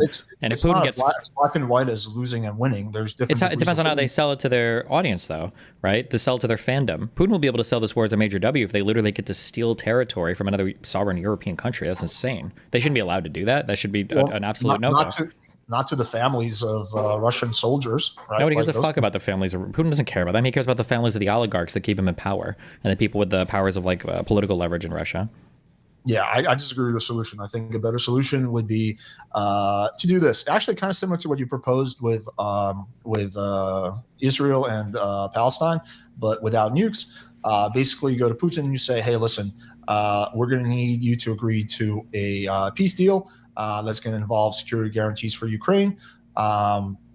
And if you don't, we're going to give much more military support to Ukraine. You do the same thing with Ukraine, but with withdrawing military support, and you basically force both countries to come to the table and negotiate something that's going to give security guarantees to Ukraine. I think in terms of the captured territory, I think the best way to go is just to allow the people in those territories to vote, but not like the way Russia did it, where it was obviously corrupt, but something that's monitored by the UN, and the people of those territories decide whether they want to be part of Ukraine or Russia. Sure, but why wouldn't he just invade Poland next then, or try to peel off territory from other European countries? Well, because where can he go? He can go to Moldova. That's the only non-NATO country. Why wouldn't he just go to a NATO country? Well, because that would be like instant suicide. Why? Because he is attacking a NATO country, and they're all Article 5 means they're all going to defend each other. Why would we defend them though? Couldn't that lead to nuclear war? Well, I don't think Putin wants direct war with the West. Maybe not, but like we're not going to fight because all the same arguments about nuclear war are going to be there, right? If Putin doesn't want confrontation with the West, then why wouldn't the West say if you attack Ukraine, you're going to have to deal with us? Because I think he knows that if he attacks a NATO country, that the West will be forced to respond whether they want to or not. Shouldn't that feeling be there no matter who you attack? No, because some countries are a lot harder to bully than other countries. Like, for example, America had no qualms about attacking Iraq, that nothing was going to happen, but they would have massive qualms about attacking China or something like that. Some countries are just a lot tougher than other countries. Yeah, why can't an American-backed ally be a tough country like Ukraine? Like, why couldn't we tell Ukraine? Like, what do you think would realistically happen if we had told Russia, hey, you need to leave or we're going to start, like, doing no-fly zones over Ukraine and we're going to bomb your troops in Ukraine? Do you think Russia would have started launching nukes in an offensive war? I don't think it would happen that fast. I think that the problem is that Putin is so invested, and I would argue that his life is even invested in the outcome of this war. Like, if Russia just gets totally 100% humiliated and has to pull back everything and give up all the territory, right, then Putin is probably going to lose power and probably going to lose his life. So for him, it's an existential threat. And so at that point, he's like, well, I'm going to die if I do this. I'm better off playing chicken with the West. And so he's going to be more defiant. Sure, but isn't this where a good negotiator, somebody who could actually negotiate peace, come in? Like, there's a world where Russia, I don't know what this will look like on paper, but there's a world where, like, Russia gets a 99-year lease on Sevastopol. Maybe Crimea is even guaranteed to be autonomous. The rest of the territory in Ukraine goes back to Ukraine. Russia's sanctions are lifted and they're not like billed for the damage that's in Ukraine. There'd be some joint European fund created. Putin gets to walk back to Russia with his head held high saying, well, we guaranteed access to the Black Sea for the next 100 years. Russian navies will always be able to sail even in the winter because of our lease in Sevastopol now and blah, blah, blah. And Zelensky and Ukraine will get to maintain their territorial integrity. Like, Russia will know, even if he sold it to a win, even if Putin sold it to a win, he'll know that if he fucking invades some people again, he's going to get his fucking shit pushed in. As opposed to right now, the world is taught everybody that as long as you're big enough, you can take over whoever you want, and if you have nukes, you can always get away with it. So I don't know if that means Pakistan or India or China or anybody else, like, let's invade some people. Well, no one's going to do anything because everybody's a big pussy because somebody's got a nuke that they'll saber rattle about. Well, I mean, first of all, America has reinforced that idea by herself with all the saber rattling when it comes to Greenland. Well, we haven't saber rattled. Yeah, we haven't saber rattled nukes. Not nukes, but we have, okay, maybe saber rattle is the wrong word, but with all the threats about Greenland.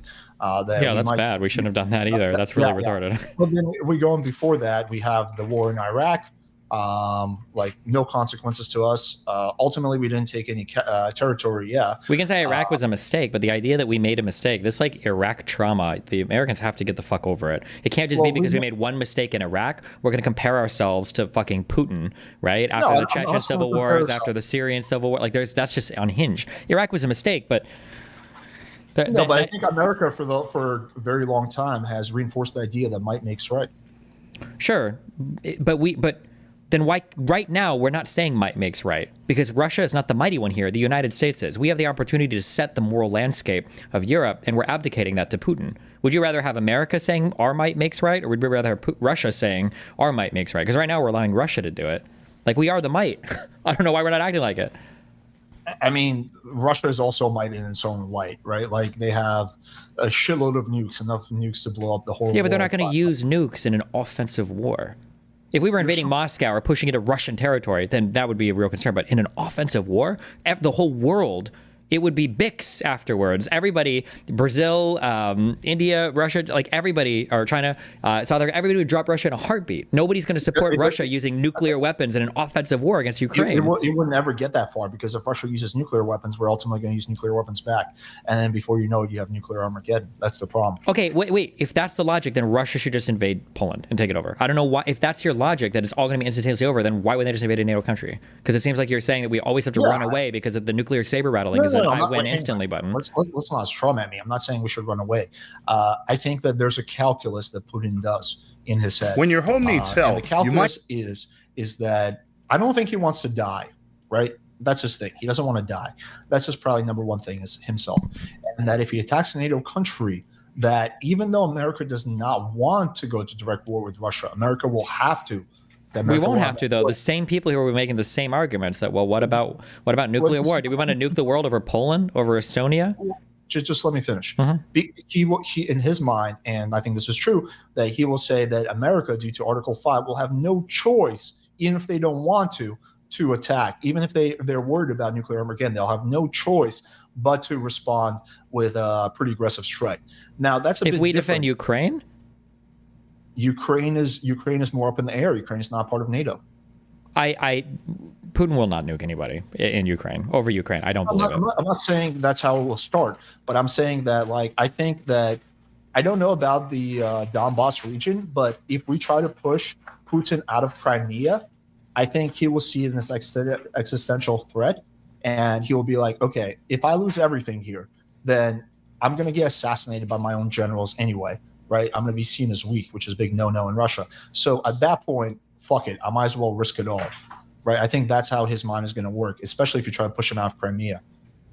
Well, his mind right now is working in that I can invade any non-aligned state in the world and nobody will stop me. Is that the record we want to have? Is that? Well, it's not as black and white as that. We have taken massive actions to stop him.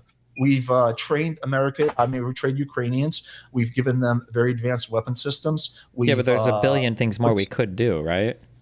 Like the Republicans have been like pulling the leash on us the entire time. We haven't opened up our armories to the Ukrainians. Like it was like pulling teeth to get them to send anything to them. Like, I mean, we sent a lot to Ukraine. Yeah, I understand there was like that pause. I think the only way Ukraine can get that territory back is with NATO or American boots on the ground. I think their primary problem is manpower. They just don't have the manpower. Even us giving them even more weapons won't significantly change anything. I think it's a bloody war. I think that way too many people have died, and that I think the war has to end. It's time to end the war. But you do want to end it in a way that will prevent the war from happening again, which again goes back to security guarantees. Okay. I mean, I totally disagree. I think that if they are allowed to conquer 20% of Ukraine's territory, I think you've undeniably, and I don't even think a reasonable mind can disagree, you've shown Russia that they're allowed to conquer people as long as it's a non-aligned state. Like, if anything, we could argue that 2022 happened because of 2014, right? And there was no huge punishment for Crimea. You can argue that there were sanctions or whatever else, but Russia's shown that it's willing to endure them for victory in conflict. And what, are we going to sanction them indefinitely after the war is over? You know that Trump is eager to lift those sanctions immediately. So I just think that's the rules that we're crafting for the world, basically. Yeah, just because Trump is not handling this issue well, it doesn't mean that's like the position for peace. I think there are different things. Yeah, like sure. If you're China and looking at Taiwan, if China invades Taiwan, every argument you're making right now, like China just gets Taiwan for free then, right? Well, America's policy under the Biden administration has been to be relatively ambiguous when it comes to this. Like, yeah, we're gonna help Taiwan. Okay, but like, will you go to war with China? Well, we'll see what happens. It's been relatively ambiguous to just kind of keep China on their toes and act as a deterrent. It's a lot easier to prevent things. It would have been a lot easier to prevent this war than to fix the war, right? But right now, America is selling to the rest of the world that if you're a nuclear power, we're not going to intervene. Well, we have intervened in a lot of ways. No, we haven't. Not in Ukraine. We have given them massive amounts of weapons. Do you think shipping weapons over the Pacific is going to help Taiwan fight against China? No. That I've seen game scenarios for that war. I think it's going to be a very hard conquest for China, due to the fact that a lot of people don't know this, but Taiwan actually has been prepping for this for a very long time. I think it'll be a very tough conquest. I don't know how it's going to go because no one really knows how good the Chinese military is. Because Wouldn't it be better if they did know, though? What if they knew that if they tried to take over Taiwan, that fucking U.S. F-35s would be needling the fuck out of every single troop they sent there? Like, wouldn't that be good for them to feel? And then it would kind of discourage that. Maybe they wouldn't see that as a viable option. Yeah, I think that would be a good thing for them to feel. But I don't think it's worth chancing nuclear Armageddon with Russia to create this feeling. Okay. We don't disagree like massively, but we do disagree about to what extent America should go. Well, I think that your world, in every sense of the word, it's leading to a world. Like, if you're Ukraine after this war, Ukraine is not getting any security guarantees from the United States, not from Trump. So if you're Ukraine, the next step that you have to take is getting. That's fine, but Ukraine is now going to try to procure nuclear weapons, we might guess. You should, right? So now we've just increased nuclear proliferation. More countries and non-aligned countries will have nukes, and that's the rule that America's setting for the world, because if you get invaded, if you're not part of NATO directly, then your shit is fucked. So you should get nukes. That's what your policy is telling other countries. You should have nuclear weapons, otherwise you're just going to get invaded by a bigger guy with nuclear weapons who's going to be able to Ukraine say... Ukraine would have been much better off if they didn't give up their nukes. Yeah, but we don't want people to think that. What we should have people thinking is, if I invade a sovereign state, my shit is going to get pushed in by the United States. That's what the thought should be. I don't think it's as simple as that. I do. I think it's really simple. I don't think it's as simple as that. And I think that nuclear war with Russia is the absolute worst case scenario. Yeah, but everybody agrees with that. Everybody thinks nuclear war is bad. Russians think that. Putin thinks that. His oligarchs in general think that. Nobody wants to start launching nukes. You're worried about it a lot less than I am. No.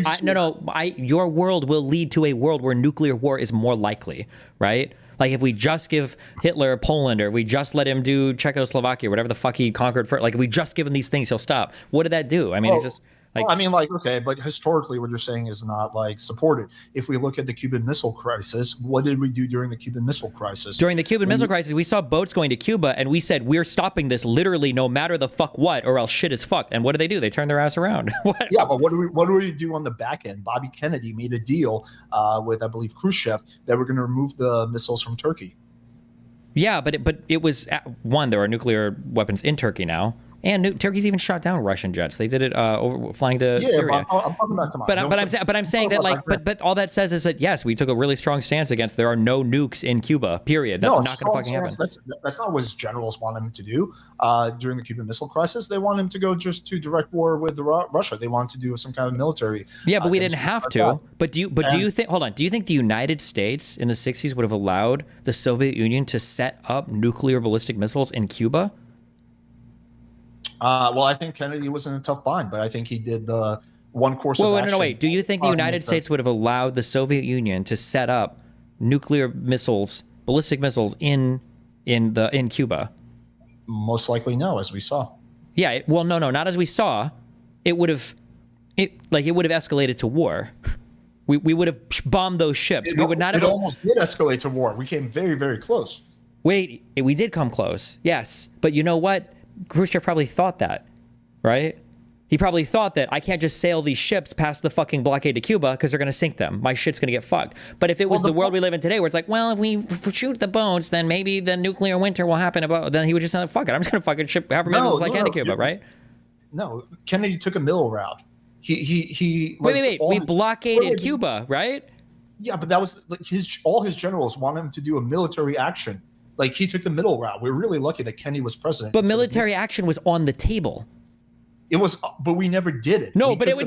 You keep saying, but we didn't do it. When you conceal carry, or if you have a gun, cops don't use their guns in every encounter, but they always have them, and that absolutely plays into people's minds, right? I'm not gonna try to ever fucking fight a cop on anything, even if I have whatever, because I know he's gonna fucking shoot me. He doesn't have to shoot me for me to know he can shoot me, right? If the United States had a position of cuckoldry like we do now when it comes to nuclear shit, we do not. We literally watching Ukraine get invaded. We do not have a position of cuckoldry. This is ridiculous. If they would have tried to sail past the blockade to Cuba, we would have sunk those boats. No questions asked. Most likely. Yeah, and that probably factored into the negotiating position. Now, ultimately, did we negotiate something? For sure, because there was a strong military deterrent effect, right? Yes, and if Russia invades Poland, then we will also respond in kind, right? So that's the analogy there. But just going back to the Cuban Missile Crisis, what we did during that period was kind of take a middle route and use diplomacy. Like a big part of the reason this whole thing was avoided. Wait, let me just finish. A big part of the reason why that whole thing was avoided is because we promised Russia to remove our missiles from Turkey. That's fine, but it wasn't just diplomacy. It was because we had a real military threat to back it up. And we still do have a real military No, threat. we don't. We're too scared to use it because we might get nuked. You're saying that as if it's like getting nuked. So because that's how it is. But Russia's a small fucking Russia's economy sucks ass. Russia's a small fucking country. Nuked. They took fucking 12 fucking years to do fuck all in fighting in Ukraine. But for some reason, the fact that Putin's like, oh, I'm gonna fucking nuke you. Look at me moving my nukes over here. I'm gonna fucking get you guys. We're like, oh no. Well, go take over Ukraine. Yeah, that then. is. Oh no. I don't want that to happen. I don't want to wind up in fucking just evaporate. Okay. Why can't it ever be put to Putin for him to make a decision where he doesn't want something to happen? Why does he have all the power here? He doesn't have all the power. He does. He's literally able to stave off the entire Western world intervening in Ukraine because of saber rattling of nuclear warfare. Because if he nukes Ukraine, he knows that there's going to be a strong American military response. He knows that if he goes into Poland, there's going to be a strong American military response. So he doesn't have all the power here. He literally is conducting warfare in Ukraine. He's going to steal territory from a country for the first time in decades where this has ever even happened. Yeah, he's going to steal territory. And what does that have to do with America being weak? That's not supposed to happen. In the fall of the Soviet Union, people don't just take territory from countries. These are rules of the old world. This is like pre-World War II shit, where you just take territory from people. Yeah, the kind of the way we operate now is we just put in some kind of person in charge who's going to be favorable to us. Like we haven't done that since the Cold War. No, we don't do that anymore. Really? Who was the president of Afghanistan? It was the Afghanistan National Army. Who leads Afghanistan now? It was the Taliban. The Taliban. So no, we didn't put somebody in charge there. But you don't think the guy that was in charge, the guy that flew away on a jet with like billions of dollars, you don't think that guy, we put him in power? I think that he's the guy. I think he was loyal to the United States because the people that were voting for the people there knew that it was either the U.S. or the Taliban. But that's not the same as us installing somebody. No, of course not. We didn't rig the election, but we definitely promoted him. And yeah, but no offense, if your choice is the USA or the Taliban, that's not a very hard choice for most people. Of course, you're gonna elect that guy. Yes, but there's other options. Like you could go back to the king, which was a lot more popular. Like we definitely had a heavy role into who was going to be in charge of Afghanistan. It was always going to be a U.S.-backed government that was democratically elected or the Taliban. Exactly. We went in, we fought the war, we overthrew the Taliban, at least for a time period, and then we put someone in power that we want to. We didn't put him in power, though. They had elections for this person. Right, but then their choices were limited to what America wanted them. Like the king wasn't, the king who was popular, he wasn't up for, he wasn't on the ballot. Well, he should have ran then. I don't think he could. Like, don't you think America had a lot of influence about who was on the ballot? I think that whoever wanted to be on the ballot was on the ballot. Why would you install a king? That's more of an installation than influence. After the Taliban got kicked out, you don't think America had any? Who do you think gave more self-determination to to their people? The Afghanistan people with the United States, or Russia with Ukraine? Like this is it's the old Soviet saying, or it's the old World War II era of like the difference between the United States and Russia is that like if you want the US there, the US will be there. If you want the Soviets there, the Soviets will be there. If you don't want anybody there, the Soviets will be there. Like I mean, how are we comparing these two things? Do you think that the people in Afghanistan preferred the US being there, or the people in Ukraine preferred Russia being there? Like it's not even remotely the same thing. I think the people of Afghanistan, all things considered, probably preferred that no foreign country goes to war there, especially the people of Iraq. I mean, like, dude, like, you're just forgetting about like the whole Middle East. Like, we bombed Syria quite a few times. It didn't work out the way we want to, but I mean, Libya. I mean, we've gotten involved in so many countries. We have, yeah, but these countries also have like shitty situations. Assad is a horrible person. Gaddafi was literally like imprisoning people and murdering them. Yeah, and MBS is a horrible person too. But yeah, we're best Do you friends think the with them. people in Saudi Arabia live like the people under Gaddafi or Assad? No, but that's just because of economics. Sure, so it's not even remotely comparable. I think the people are much happier in Saudi Arabia than they were under a Gaddafi Libya. Do you think people are better off in Libya now than they were before under Gaddafi?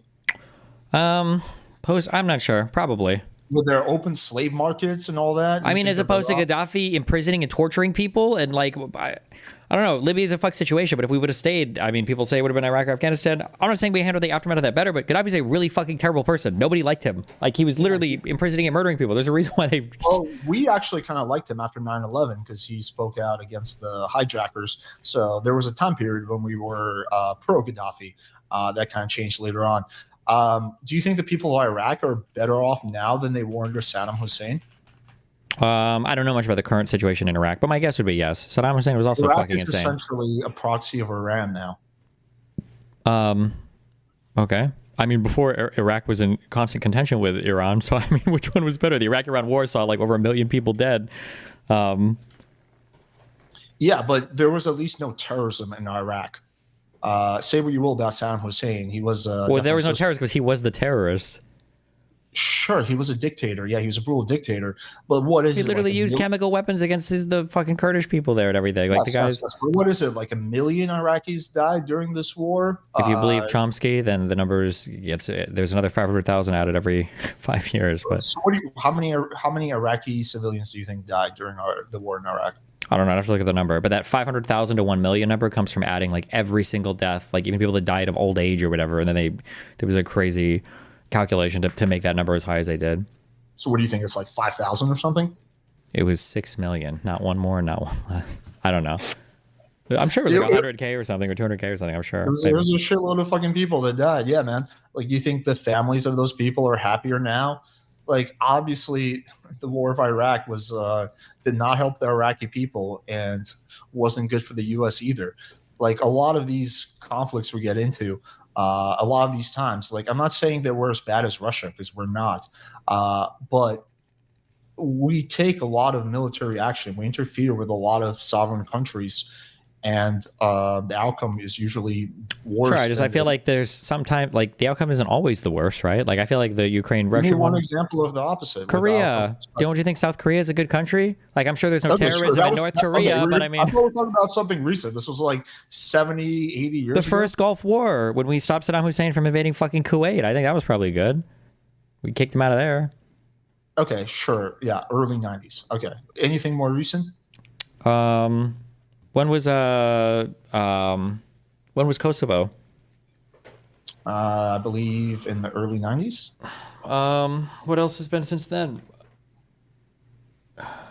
We've had Syria. We haven't even done that. I mean, Syria's fucked. That place sucks. Assad sucks. I'm glad he's gone. Peace out. Yeah, now we have fucking terrorist in charge. Yeah, they're better than fucking Assad. These guys will be way better. I don't think so. Yeah, I mean, we bombed Syria twice. Based. Okay, I gotta go. It's fucking late. Okay, you have any final words or closing thoughts for us?